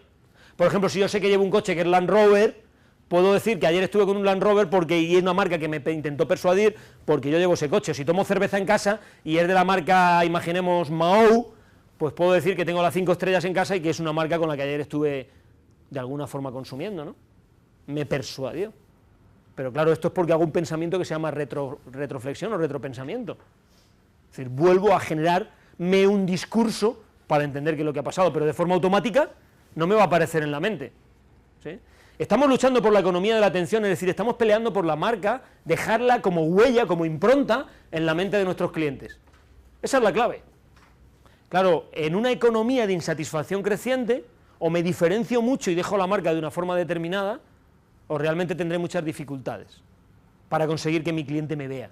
Solo que me vea. Ya no digo que me elija, solo que me vea. Es decir, lo que llamaremos dentro de un ratito notoriedad de marca, visibilidad.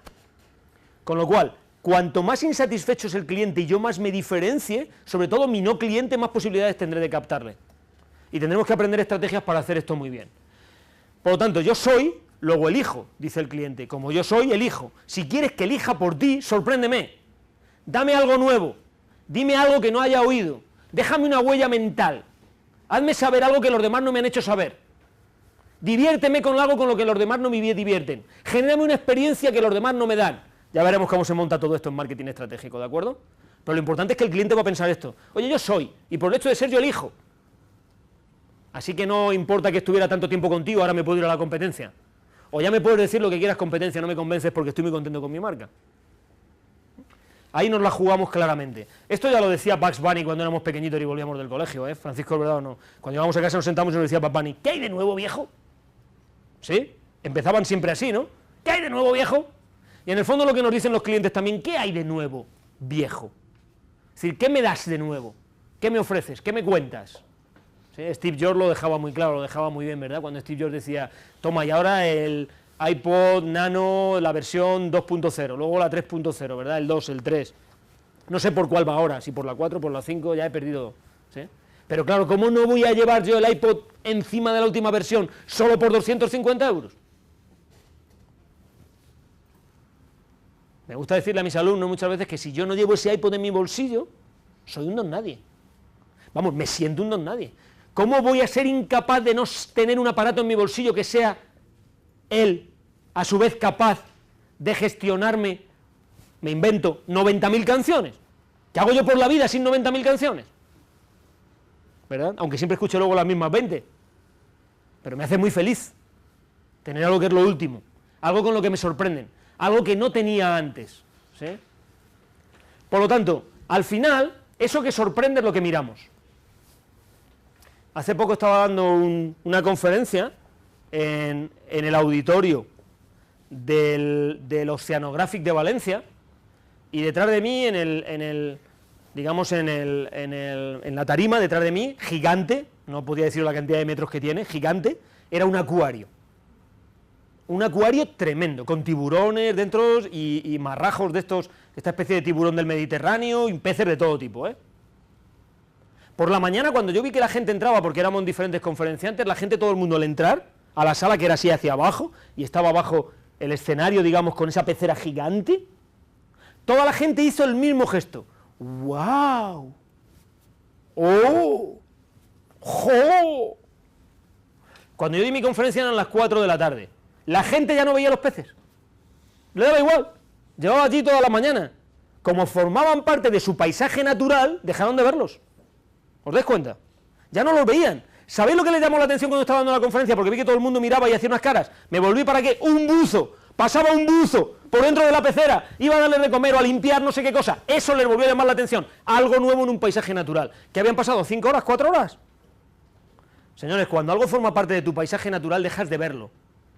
Y en neurociencia se conoce con el nombre de discriminación automática. Y es muy bueno que el cerebro tenga esto, ¿eh? Porque si no estaríamos locos, estaríamos atendiendo a todo. Pero claro, la discriminación automática, ¿qué es lo que me hace? O también llamada discriminación cognitiva. Lo que me hace es que no vea todo. Y claro, eso a la gente que nos dedicamos al mundo de las marcas y del marketing, hacer que los demás vean nuestra marca esté visible, pues esto nos perjudica. Obviamente, que es lo que querré continuamente a través de mucha promoción y a través de mostrar diferencias, innovación, etcétera, es ser siempre algo diferente dentro de todo el ganado, es decir, dentro de ese gran lineal del mercado, tenga algo que ofrecer que los demás me vean diferente a los demás. Porque si me ven como las demás ovejas, dejan de verme. Porque la mente encuentra lo que busca, lo que no busca no lo encuentra. Para que lo encuentre, lo que no busca, tienes que sorprenderle, de ahí la importancia de la sorpresa. Tienes que generarle una llamada de atención. El buzo, bueno, el ejemplo que os he contado, es una llamada de atención. ¿Qué hace el marketing y cuál es una de las funciones estratégicas y fundamentales del marketing? Generar esa especie de llamadas de atención, de generadoras de deseo, que te vean como diferente, que te distingan de la manada. Es decir, lo que hemos llamado el factor sorpresa. Que continuamente generen diferenciación para mejorar la relación a través de la innovación. Que son las tres patas que hemos visto de la banqueta fundamental de los nuevos paradigmas en el marketing del siglo XXI. Esta es una de las claves, diferenciarnos a través de esto, ¿sí? Y si no puedes cambiar mucho el producto y estar continuamente generando innovaciones disruptivas, que un día veremos lo que es, al menos genera algo que el marketing hace mucho, innovaciones replicativas, o lo que se llama también modulación. Es decir, ve transformándole cosas al producto para que al menos siempre parezca nuevo. Perceptivamente la realidad al menos de ese producto parezca nuevo. Es decir, las galletas que se llaman Oreo, que ahora eran las normales de 2 capitas de chocolate, ¿verdad?, así de galleta de chocolate y en medio azuquita, ¿no? Pues ahora resulta que nos las bañan por fuera como toda de chocolate, y luego de chocolate blanco, y luego nos la ponen en paquete de 2 en 2, y luego las hacen pequeñitas y las meten en un bote de plástico, como si fuera un vaso, y luego no sé qué más. Es lo que hace H&S, el champú, que es capaz de tener X variaciones de una misma cosa en el mercado. Esa es la innovación replicativa. Marcel Proust lo dijo de una forma fantástica y muy poética. Dijo, al final no se trata de descubrir cada día una tierra nueva, se trata de ofrecer, yo digo ofrecer la tierra que tienes al menos de una forma diferente, que se perciba de una forma diferente. Y eso es un factor sorpresa. A veces no podemos cambiar lo que somos para generar cambios no discriminativos en el paisaje, es decir, para que no nos discriminen. Pero generando pequeñitas diferencias, la gente atenciona de nuevo, la gente de nuevo se fija en nosotros, de nuevo nos genera un valor residual que ya tenemos con el producto, o un valor nuevo que nos hacen que nos elijan. ¿Sí? De eso se trata. Por eso es importante también entender el concepto de insatisfacción creciente en relación a esto. Phil Kotler lo dijo de una forma fantástica en esta definición. Dijo, es que el marketing no es más que el arte de crear valor genuino para el consumidor. No es más que el arte de crear valor genuino para el consumidor. Ahora, traduzcamos bien la palabra genuino aquí, porque la palabra genuino aquí en el sentido de único, valor único para el consumidor. Cuando tú eres capaz de dar un valor diferente, único para el consumidor, la respuesta del consumidor es de seguirte, es de seguir contigo, es de fidelización. Así que vamos a una parte de ahora de la clase en la que os quiero comentar cuáles son, desde mi punto de vista, 6 elementos fundamentales que para que todo esto lo podamos hacer bien y que durante el curso trabajaremos en marketing estratégico y veremos cómo organizarlo, cómo hacerlo, cuáles son los procesos, lo llevaremos a nuestro plan de marketing, etcétera. Pero no son las únicas, pero sí hay 6 fuerzas fundamentales que tenemos que aprender a controlar y que las empresas tienen que gestionar y controlar muy bien en los nuevos paradigmas del siglo XXI. Fijaros, la primera fuerza es la globalización. El cosmócrata es global. Da igual, ten la empresa de lo que la tengas, piensa en global. La gente que piensa en global, aunque tenga un bar en su barrio, en la esquina, tiene mejores resultados. ¿Qué significa pensar en global? Significa además estar a la última, significa valorar tendencias, significa entender dónde están los prosumers, aquellos que son tenders, que van marcando tendencias en los mercados. Aunque solo sea para decidir, y aunque la decisión sea seguir como siempre fui. Pero si no me lo he planteado, no me lo he cuestionado, no me estoy dando la oportunidad de cambiar. No me estoy dando la oportunidad de descubrir si mis clientes ya no quieren lo que les daba. No me estoy dando la oportunidad ni el permiso de adaptarme a las nuevas circunstancias. Por lo tanto hay que ser global, no se puede no ser global. Hoy en día el mejor restaurante italiano no está en Italia, lo dicen los críticos, no lo digo yo, los críticos de cocina, que saben mucho, no lo dice Fernando Botella, está en Nueva York. Las mejores pasta Alfredo ya no se pueden comer con la famosa salsa Alfredo en Roma. Si te los quieres comer tienes que ir a su restaurante de Orlando o su restaurante de Nueva York. Porque entre otras cosas se ha cerrado el restaurante de Roma. Hoy en día, la Copa América en las 2 últimas temporadas las ha ganado un equipo que es suizo. ¿Me puede decir alguien dónde está el mar y el océano que tiene Suiza? pero saben pensar en global. Hoy en día se sabe que el club, el Chelsea Club, ¿verdad?, la mayor parte de los jugadores que tienen no son ninguno ingleses. ¿Sabéis que hay un grupo que se llama Street Band que ha ganado 4 o 5 años seguidos el concurso de música a nivel mundial de country? Ahora, lo que no sé si sabéis es que es un grupo ruso. ¿Hace falta ser americano hoy en día para ganar el Festival Mundial de Country? ¿Qué pasa si además vemos, por ejemplo, a Concha Buica? ¿Quién de vosotros con la mano en el corazón diría que es una cantante de flamenco? Ahora lo hace muy bien. Es todo mestizo. El mundo es mestizo. Es diverso, es global. ¿Sí? Hace poco vi una foto del Papa, de Ratzinger, ¿verdad?, con un tricornio de Guardia Civil. ¿No es eso global? La vida es global. No se puede no ser global. Es una de las 6 fuerzas fundamentales de los mercados del siglo XXI. O si te estás tomando esto, ¿sabes realmente en qué ciudad estás? Si te estás tomando esto, ¿sabes realmente en qué ciudad estás? ¿Podrías decírmelo simplemente poniendo esta foto? Podrá ser San Francisco, como podrá ser Madrid o Valencia. ¿Dónde estamos? ¿Sí? Por lo tanto, es la primera fuerza fundamental. La segunda, entender muy claro y no huir de la tecnología, ni de todas las derivadas fundamentales de la tecnología. La tecnología es poder, sin ninguna duda. Ahora bien, la tecnología no es estrategia, ¿eh? Es un acelerador estratégico, es un acelerador del resultado. Pero lo que no podemos es centrar toda la función del marketing solo en tecnología, porque estamos muertos. La tecnología requiere de la conceptualización de los hechos. Cuando veamos marketing de relaciones en las clases, veremos la importancia de la conceptualización del conocimiento en las relaciones. Y luego hablaremos de CRMs, y hablaremos de tecnología aplicada a esto. Pero no será lo importante, son herramientas de uso, son acelerador del éxito. Ahora bien, la tecnología es poder porque nos apetece, porque nos hace, así, ser más rápido en los mercados. Y hemos visto que uno de los elementos fundamentales para ganar es ser rápido. Y porque nos permite gestionar adecuadamente las bases de información y convertir las bases de información en conocimiento estratégico, que eso es lo realmente importante. Hoy en día, en realidad, estamos conectados a pantallas. El mando de la televisión ha perdido valor.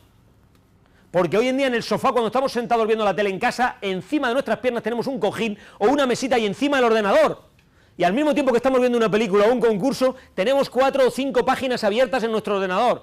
Que si el Gmail, que si el YouTube, que si el de la escuela, la página de la escuela que me relaciona con mis compañeros, la plataforma, que si la de mi empresa, mi correo personal, si además lo tengo 5 o 6 y estoy continuamente haciendo zapping, zapeando, pero ya no solamente con la tele.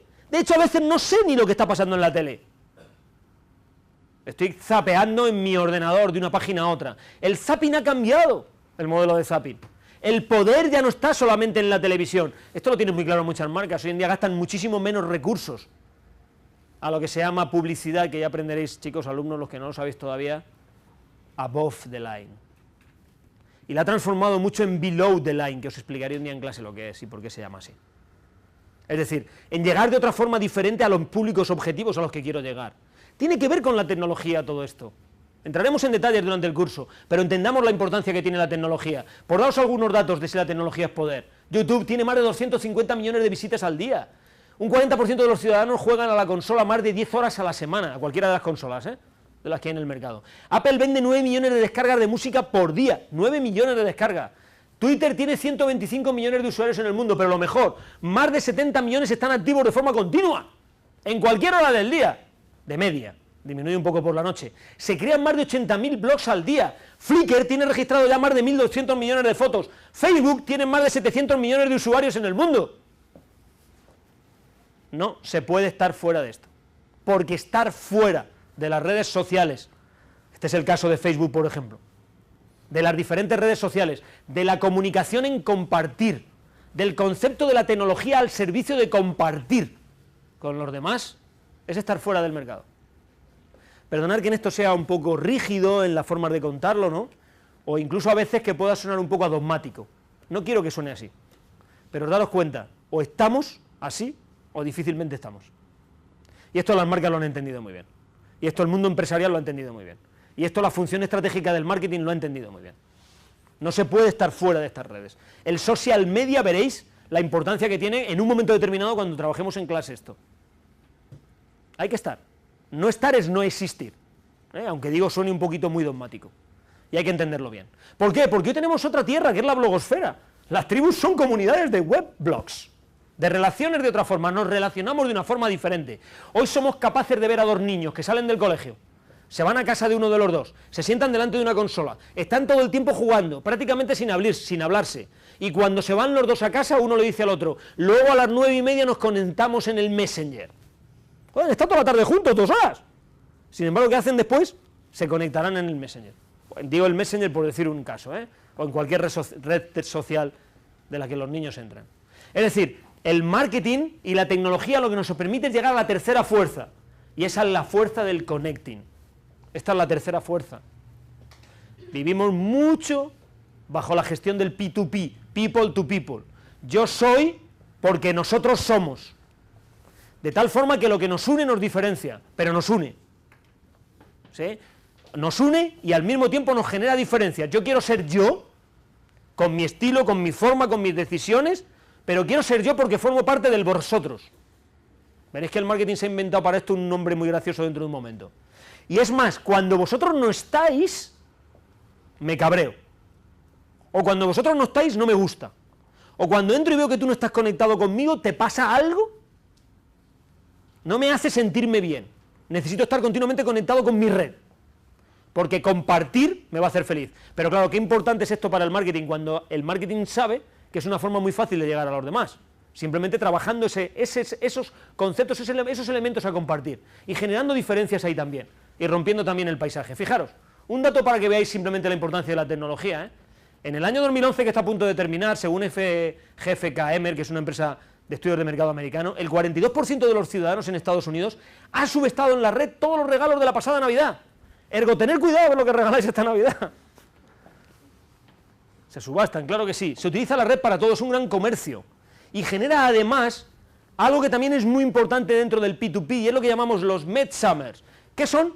Es que los consumidores ya no solamente son consumidores, son portavoces de nuestra marca. Somos lo que el señor Verdú llama subjetos. Subjetos, es decir, somos sujetos y objetos de la comunicación con el mercado.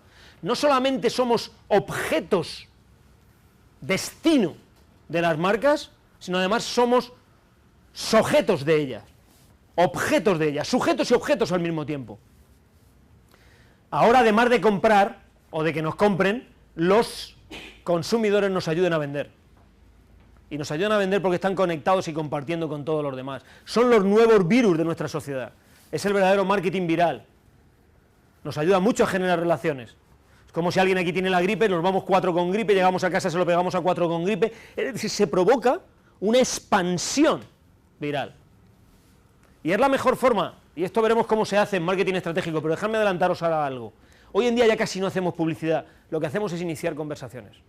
Y lo importante de verdad es iniciar conversaciones. Hoy en día un jefe de producto puede ser jefe de producto desde el sofá de su casa. De hecho, será más bien un brand manager más que un product manager, porque los product managers están medio muertos en la mayor parte de las organizaciones.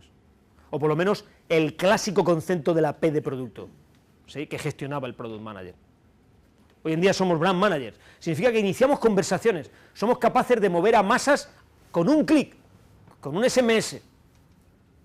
Pero hay que aprender a ver cómo hacerlo, y cómo hacerlo bien, y cómo gestionarlo. Y cómo gestionarlo además con valor sostenible.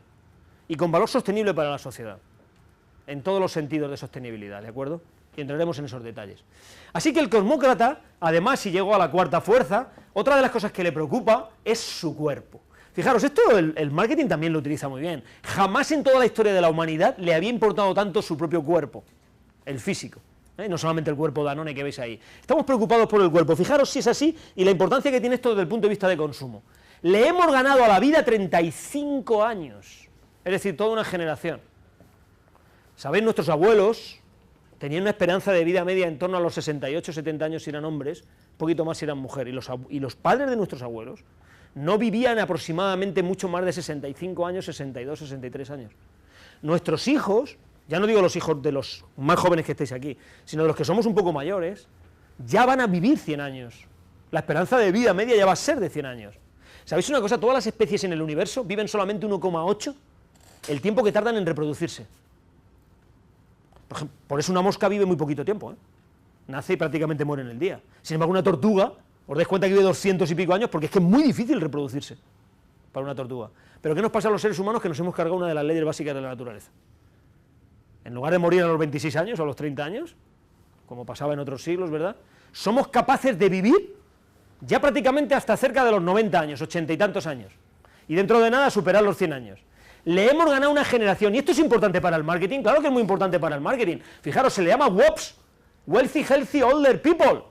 ¿Sabéis lo que significa? Que 1 de cada 3 europeos, dentro de poco tiempo, va a tener más de 50 años, o los tiene ya, ¿eh? En el 2020 el 50% de la población serán así, mayores de 50 años. ¿Sabéis una cosa? Un dato estadístico. Disponen del 60% del patrimonio, y es más, consumen más del 70% del resto de los segmentos. Y a partir de esta crisis que estamos viviendo en nuestros días, no sabemos si todavía estas cifras todavía aumentarán más, con el problema del paro juvenil. Luego, ¿son importantes las nuevas tribus, estas tribus para nosotros? Igual que la de los singles. Ya hay un congreso en Barcelona solamente de solteros. Las tribus están cambiando, el consumidor está cambiando, ¿sí? Por eso, ¿qué ocurre? Que muchas veces cuando nos dirigimos no sabemos diferenciar a unos de otros. Los vemos ahí y no sabemos muy bien, parecen lo mismo. Fijaros un dato interesante, en España se hacen aproximadamente unas 800 cirugías al día de estética autodecidida. Es decir, que no es necesaria. No entro en enjuiciar si es bueno, ni es malo, ni en la psicología, ni en nada. Simplemente es un dato. Lo cuento como un dato. O sea, hay 800 personas que se meten al día en quirófanos a hacerse una cirugía autodecidida de estética. ¿Por qué? ¿Es importante el cuerpo? ¿Lo aprovecha esto la comunicación en marketing, por ejemplo, la publicidad? ¿Y cómo lo aprovecha? ¿Cómo le da y cómo resalta importancia al cuerpo? Pues lo veremos cuando veamos publicidad y sobre todo publicidad de emociones. Veréis la importancia que tiene que ver. Os pondré algunos de los anuncios que hicimos de Coca-Cola, etcétera, para Coca-Cola, donde veréis exactamente la importancia de la felicidad y asociación a cómo tienes tu cuerpo, tu body. ¿Sí? Por lo tanto, el cosmócrata está preocupado mucho por adelgazar, aunque luego sea capaz de comerse 3.000 kilocalorías, 3.800 kilocalorías de media al día, pero él está preocupado por adelgazar. Y además está muy preocupado por la salud. Fijaros, productos que se venden mucho son el Losec, el Viagra y el Prozac, que si los tratamos de otra forma sería para el estrés, para el no sexo y para la tristeza, ¿no? O sea, fijaros, las enfermedades sociales cómo están relacionadas con la salud. Y además cada vez más somos ciudadanos DINs, que son doble income, no kids. ¿Sí? Querer vivir y compartir con una familia, pero si es posible sin hijos o los hijos muy tarde, ¿no? También le llaman DINs, otros autores. Doble income, no sex. Pero no es completamente cierto, ¿eh? ¿Sí? ¿Verdad? Otro de los pilares, el quinto de todos los que os estoy contando, tiene que ver con el diseño. Fijaros, aquí tenéis un libro que se llama Reimagina, que os recomiendo, que es de Tom Peters, uno de los padres más de los importantes junto con Michael Porter de estrategia en marketing, y dice, es que el diseño marca la diferencia, dice él en el libro, porque es lo que marca el gran hueco que hay entre el amor y el odio a una marca. El diseño marca la diferencia. Es cuando Steve Jobs decía cosas como, a mí lo que me gusta, una vez le preguntaron, oye, ¿y qué nos puedes decir de las diferencias que tiene tu programa OMX frente a la competencia? Y él dijo, ¿diferencias? Las diferencias pasan porque la gente venga a las tiendas y les dé ganas de chupar los botones del ordenador. Claro, y lo dijo así, públicamente. No le importaba tanto el programa operativo que le estaban preguntando, el sistema operativo que había detrás, sino lo que quiero es que la gente le den ganas de chupar los botones del ordenador, es decir, que les parezca el ordenador sexy, si me permitís decirlo así, es decir, atractivo, guapo, porque nos jugamos mucho con el diseño. Fijaros una frase que dijo John Juárez, el ex vicepresidente de Ericsson, no sé si tiene que ver algo lo de ex, pero dijo, en Ericsson hemos perdido en el 2009 más de esa cifra tan grande de millones de dólares, porque nuestros teléfonos móviles son feos. Diseño una vez más, ¿sí? O fijaros lo que dice Revlon cuando dice, es que en la fábrica producimos cosméticos, pero en la tienda lo que vendemos es esperanza. Diseño. Todo tiene que ver con el concepto de diseño. Nos jugamos mucho en marketing del siglo XXI con el diseño. Steve Jobs decía, el diseño es el alma de la creación. Se atrevió a decir esto. El diseño es el alma de la creación. Luego apostemos por el diseño. Y el último concepto, la sexta fuerza, tiene que ver con uno de los elementos fundamentales que trabajaremos en nuestras clases, ¿de acuerdo? Hoy lo voy a anunciar, pero aquí entraremos muy a saco y muy en detalle. Al final todos vemos las mismas películas, todos escuchamos la misma música, lo que os decía antes, lo que nos une, nos diferencia, ¿no? Todo parece que escuchemos la misma música, pero no es verdad, porque todos vamos con un iPod, o con un iPad, o con una consola de cualquier tipo, ¿verdad? Pero cada uno llevamos Al mismo tiempo lo que nos une nos separa, porque cada uno llevamos nuestras propias músicas dentro, la que hemos seleccionado, la que hemos elegido, porque vivimos en un mundo de elegir. Fijaros, esto se llama y se conoce con el nombre de individualismo aplicativo. Y es una de las tendencias fundamentales que trabajamos en marketing, ¿de acuerdo? Lo habréis oído con otro nombre, que es el de customización. Este sí, ¿verdad? El individualismo aplicativo es la capacidad que desde la función estratégica del marketing hacemos para que lo que te une al mismo tiempo te diferencie. Para que percibas eso que te está uniendo también de una forma diferente. Es esa gente joven que está hoy en día en una discoteca los viernes por la noche, sobre todo en la fase hasta las 11 de la noche cuando no hay alcohol, jovencitos, etcétera, y que los ves que cada uno está bailando de una forma. Todos comparten el espacio físico, pero cada uno baila de una forma diferente, como si estuvieran sonando músicas diferentes. Y efectivamente es que están sonando músicas diferentes, porque un alto porcentaje de ellos, si les miras, tienen los auriculares puestos en el oído y están escuchando su propia música aunque estén en el mismo entorno con los demás. Es eso que un día cualquiera tú, cuando salgas de vacaciones, o los viernes, te pones en un semáforo y miras a las familias que paran allí el coche, que se van a ir fuera de Madrid, que llevan toda la familia dentro, veréis, que llevan la radio puesta, normalmente la está escuchando el conductor, y el resto, a veces hasta la persona que va al lado de la pareja, lleva un iPod o un iPhone o un lo que sea y está escuchando música diferente. Y ves a los niños que están detrás, cada uno escuchando una cosa diferente, ¿sí? Es lo que tiene que ver también con los coches. Te sientas en el coche y ¿qué ocurre? Que tú eres capaz de ponerte lo que nos une, que es este habitáculo, nos diferencia. Tú eres capaz de ponerte una calefacción y tu pareja que va al lado otra calefacción diferente, ¿sí? Yo os invito a que un día cogéis un termómetro y miréis la diferencia. Veréis que no hay ninguna. Ahora, ¿y lo bien que te sientes? Sabiendo que tú puedes ir a 25 grados y tu pareja a 30. Ahora, coge un termómetro y mídelo. Verás la sorpresa que te llevas. Pero te sientes bien. Eso es la customización. Hay coches como este, el Epsilon, por ejemplo, que tiene hasta 554 o 55 maneras diferentes de ser customizado. Solamente la gente compra 4 o 5, pero ellos ofrecen hasta 555 formas. ¿Por qué? Lo veremos en las leyes del consumo y en la fisiología del consumo, que eso te ayuda a elegir por esta marca en lugar de por otras. Es más, es tan así y tan diferente y queriendo sorprender en el mercado, lo que hemos dicho antes de estar creando cosas nuevas, que es capaz de darte un bolso de piel que es exactamente igual que la piel que tiene la piel que has elegido para el coche. Ahora, no pienses que es para ti ese bolso, ¿eh? Normalmente fémina, chica, porque normalmente es una chica joven, el target que compra este tipo de coches. No, este bolso es para una cantidad de perfumes que te van a regalar con el coche para que tu coche huela diferente al de todas las demás y al de todos los demás. O sea, más personal, es el mundo de la personalización. Es el mundo de todas las marcas, es el que hace Nike, por ejemplo, cuando entras en su web y eres capaz de crearte tus propias zapatillas, ¿sí? Si, por ejemplo, te gusta el tenis, como me pasa en mi caso, ¿qué te ocurre? Que tú ves a Rafa Nadal que sale a la pista con unas Nike que detrás se ha pintado un torito y pone Rafa. ¿Lo habéis visto alguna vez, no? Pues yo me pongo una cabrita y me pongo Fer. Y ya está, y me siento igual de bien. Cualquiera lo puede hacer, es el de Adidas. Que si vas a las tiendas de Adidas hoy en día te venden las 3 rayitas de Adidas blancas. Y te venden y te dan con las zapatillas una caja de rotuladores, que además se borran, ¿para qué? Para que te los pintes cada día del color que te dé la gana. O unas tiritas de plástico que se meten ahí y que eres capaz de customizar absolutamente tus zapatillas. Lo que nos une, pero al mismo tiempo nos separa. Nos hace ser iguales y al mismo tiempo diferentes.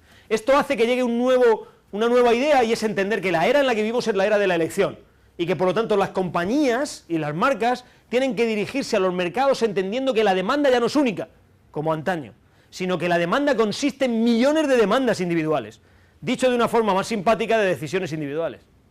Y hay que trabajar, además a través del concepto de valor que hemos visto allí, tanto los elementos o características o atributos funcionales como los emocionales, dirigidos a todas estas decisiones individuales.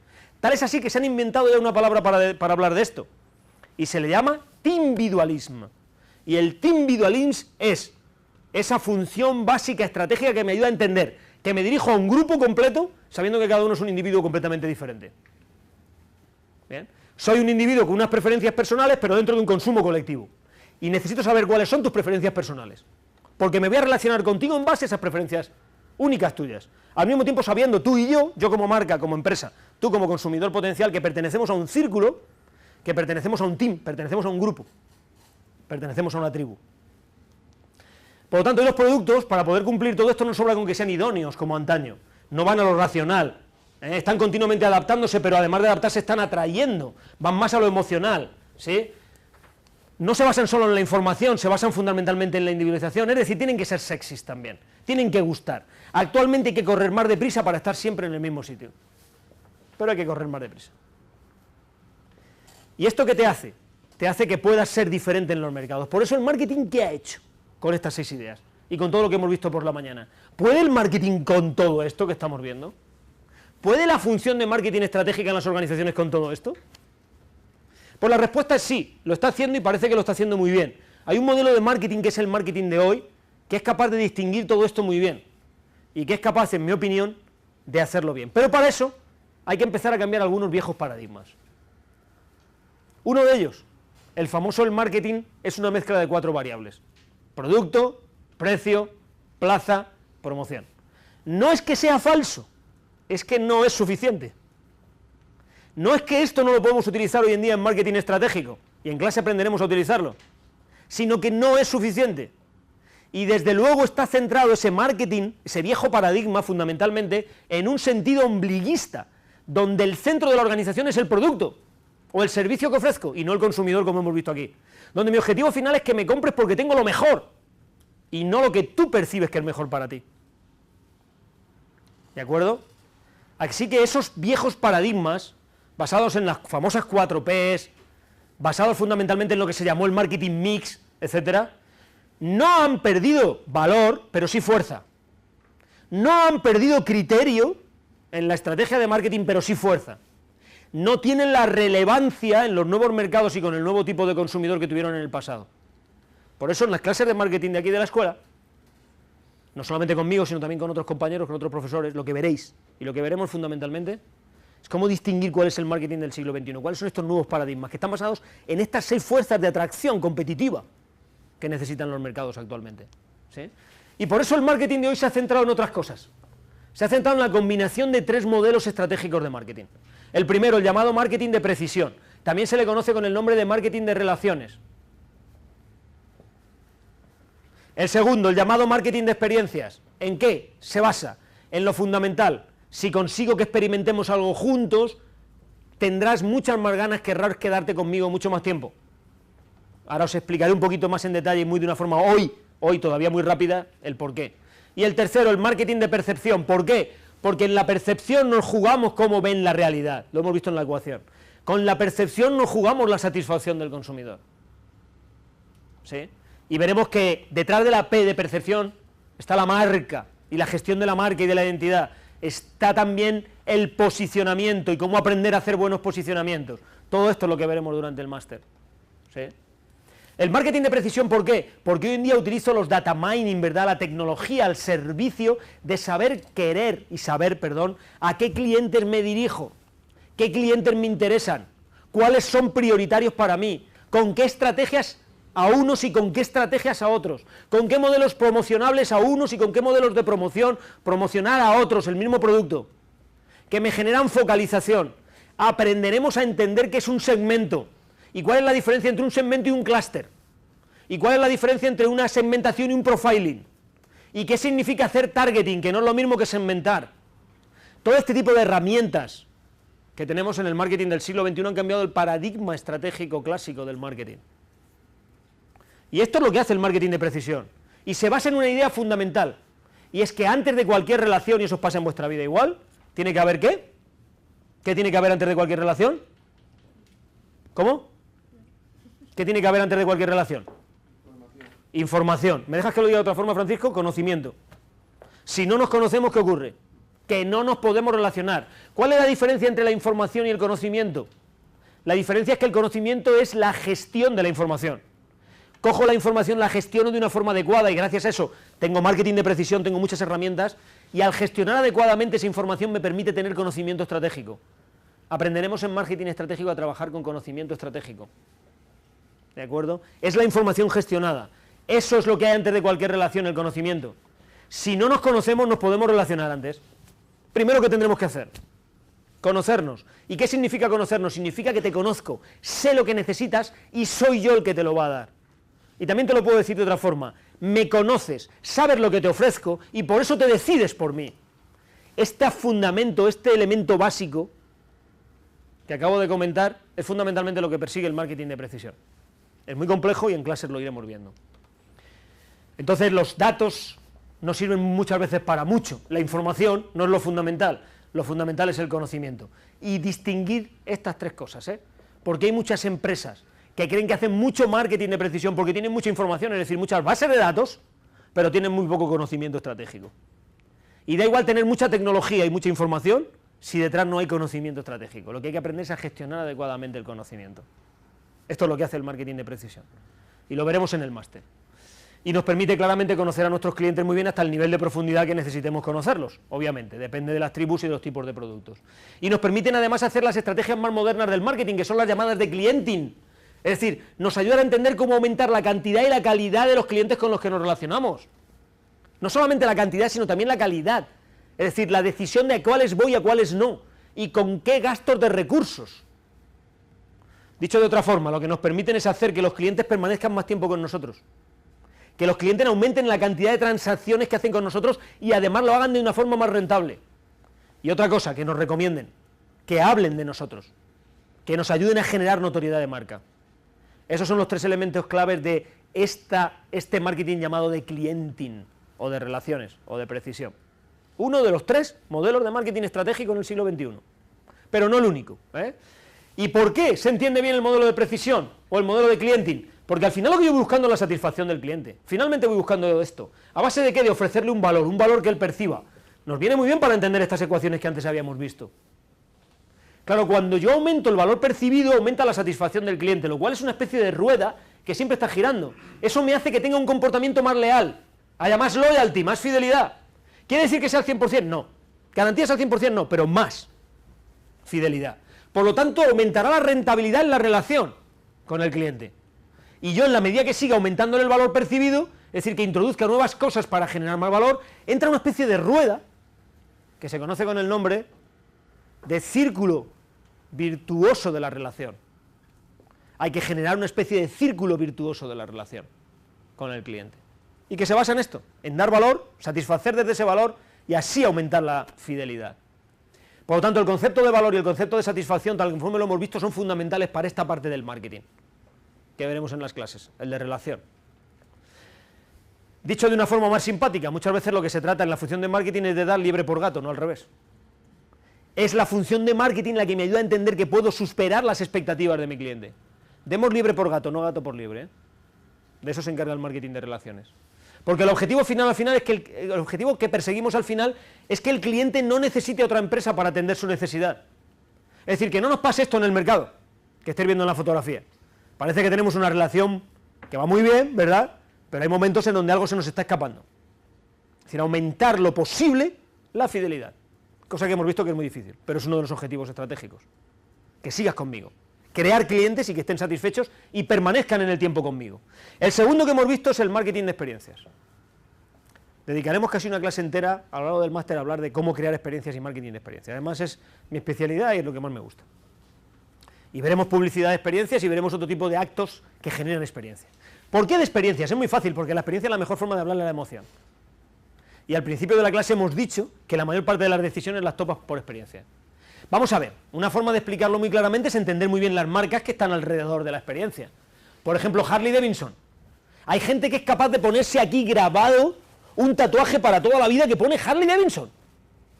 ¿Sí?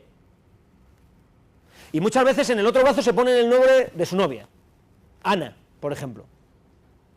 Os aseguro que caerá antes el tatuaje donde pone Ana que el otro. El de Harley Davidson, que le genera una experiencia única, es muy difícil que se lo quiera quitar a lo largo de su vida. La fidelidad es prácticamente del 100%. Algo muy raro le tiene que pasar. Ahora, este puede que donde pone Ana luego ponga Sara, ¿eh?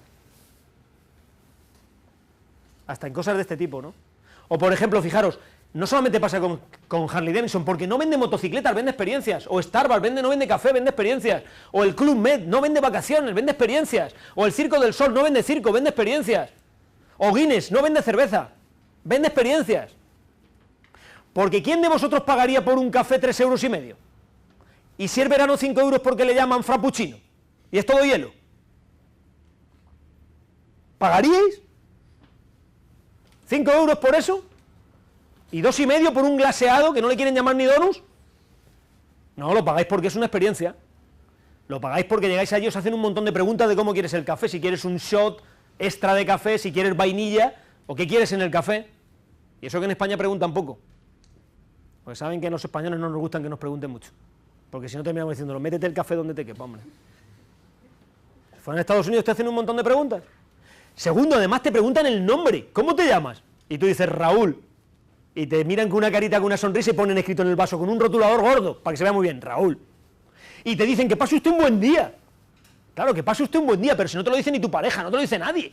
Y estos tíos llegan a la y te dicen que pase usted un buen día, en un ambiente además agradable, ¿verdad? Con unos sofás, una música, un olor que se han encargado de crear, ¿verdad? Esa es la experiencia por la que tú pagas. Y encima te dan el café en un vaso de papel reciclable, eso sí, sostenible. Pero claro, tú sales con el café a la calle y nada más estar andando por Madrid con el café y dices, joder, Tom Hanks en Manhattan y yo en Madrid. Es toda una experiencia. Es por eso por lo que pagas 3,5 €. No es por el café, que a unos os gustará y a otros no. ¿De acuerdo? Es las experiencias. Mirad, las experiencias tienen que ver con las emociones, ¿eh? Si no hay experiencias no hay emociones, si no hay emociones no hay conexión, si no hay conexión no hay marca, si no hay marca no hay venta, así de claro. Y como lo que queremos es vender. Y el último, el marketing de percepción, el tercero y el último. Se trata de generar una percepción positiva por el valor de la marca que te aporta. Y esto se puede trabajar, entendiendo muy bien algo fundamental, ¿qué significa percepción?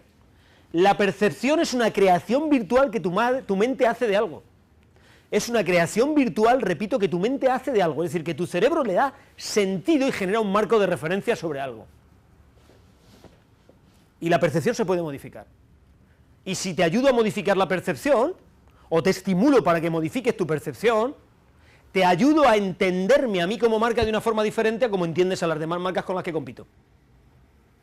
Y por eso yo seré una marca de whisky muy diferente a otra marca de whisky, una marca de cola diferente a otra marca de cola, una marca de motos o de coches diferente a otra marca. Porque te ayudo, te estimulo de alguna forma a cambiarte la percepción sobre lo que tú ves de mí, a modificar esa realidad. Por eso el marketing de percepción tiene mucho que ver con el posicionamiento. En clase dedicaremos mucho tiempo a trabajar el posicionamiento, cómo crear un posicionamiento, cómo buscar los determinantes positivos sobre los que se genera un posicionamiento. Definiremos qué es posicionamiento, pero ya os adelanto algo. Posicionamiento no es más que la capacidad de ocupar un lugar diferente en la mente del consumidor. Posicionar un producto es ponerlo en la mente de los consumidores. Jack Ries y Al Trout hablaron mucho de esto, y traeremos algunas de sus reflexiones a clase. Sobre todo las 22 leyes inmutables del marketing que se basan en esto, en el posicionamiento. Ahora, el posicionamiento es lo que crea la verdadera diferencia en los mercados, ¿eh? Por eso muchas veces es más importante llegar a la mente del consumidor que al punto de venta. Porque en la mente del consumidor es donde se produce la diferencia y la decisión de compra, no tanto en el punto de venta. Este es uno de los nuevos paradigmas también de nuestro marketing en el siglo XXI.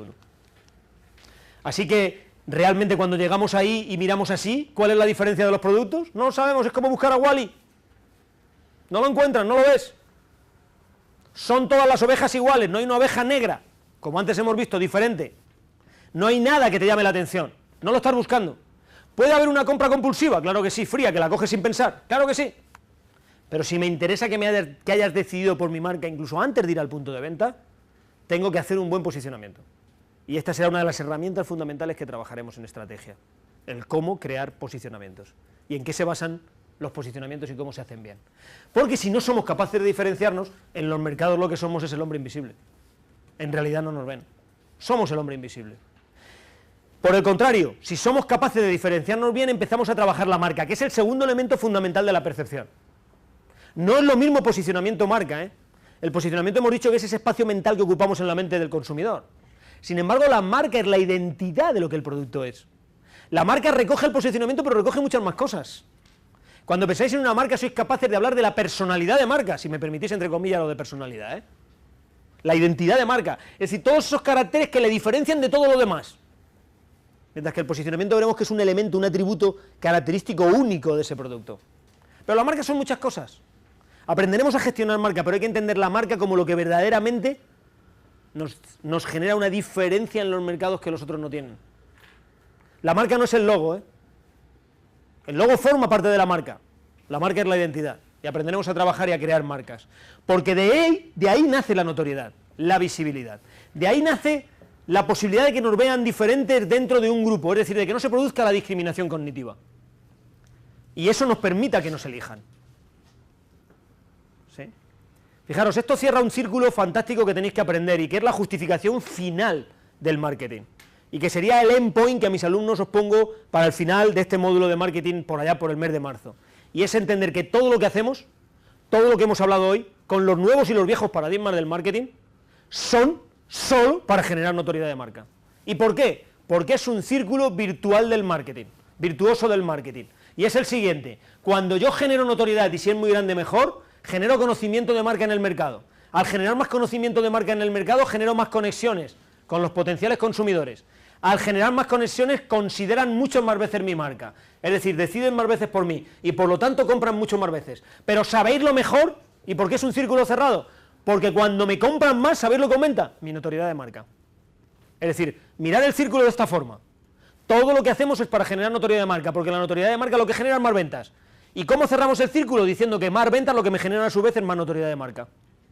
Ese es el famoso círculo virtuoso del marketing. Trabajaremos para conseguir mucha notoriedad de marca. Para eso haremos un plan estratégico de marketing, para un producto nuevo que ya estéis trabajando en él. ¿Con qué objetivo final? Generarle notoriedad de marca en el mercado target al que se dirija. ¿Para qué? Para vender. Y cuanto más vendamos, la buena noticia es que generaremos más notoriedad de marca. Por lo tanto, es un círculo cerrado fundamental. Bien. Phil Kotler lo ha dicho de una forma fantástica, ha dicho: el rendimiento del marketing es decepcionante en el siglo XXI, refiriéndose a los viejos paradigmas del trabajo en el marketing, las famosas 4Ps, etc. Y ha dicho: debe sustituir al viejo marketing por uno nuevo que sea holístico, tecnológico y estratégico. Estratégico basado en estos tres elementos claves que os acabo de decir. Esto lo ha dicho él. Y al final, ¿por qué? Porque ahí es que el marketing ya no es como nos lo contaron. El marketing ha cambiado, no es como nos lo contaron, tiene un nuevo paradigma. Las organizaciones y las empresas tienen que empezar a adaptarse a este nuevo paradigma de marketing. Y que al final es muy sencillo, ¿eh? Todo ha cambiado y seguirá cambiando, hay que entender esto. He puesto una corona porque el cliente es el rey más que nunca. Y no es ahora en el siglo XXI no es solo una frase hecha, es una realidad. El cliente es el rey.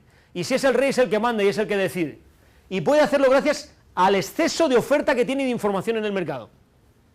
Y además le encanta elegir. A este rey le encanta elegir. ¿Y sabes qué? Lo va a hacer. Y te puede dejar fuera. Por lo tanto, ¿qué tendrás que hacer tú? Hacer lo que el cliente quiere. ¿Y qué es lo que el cliente quiere? Quiere que le des notoriedad.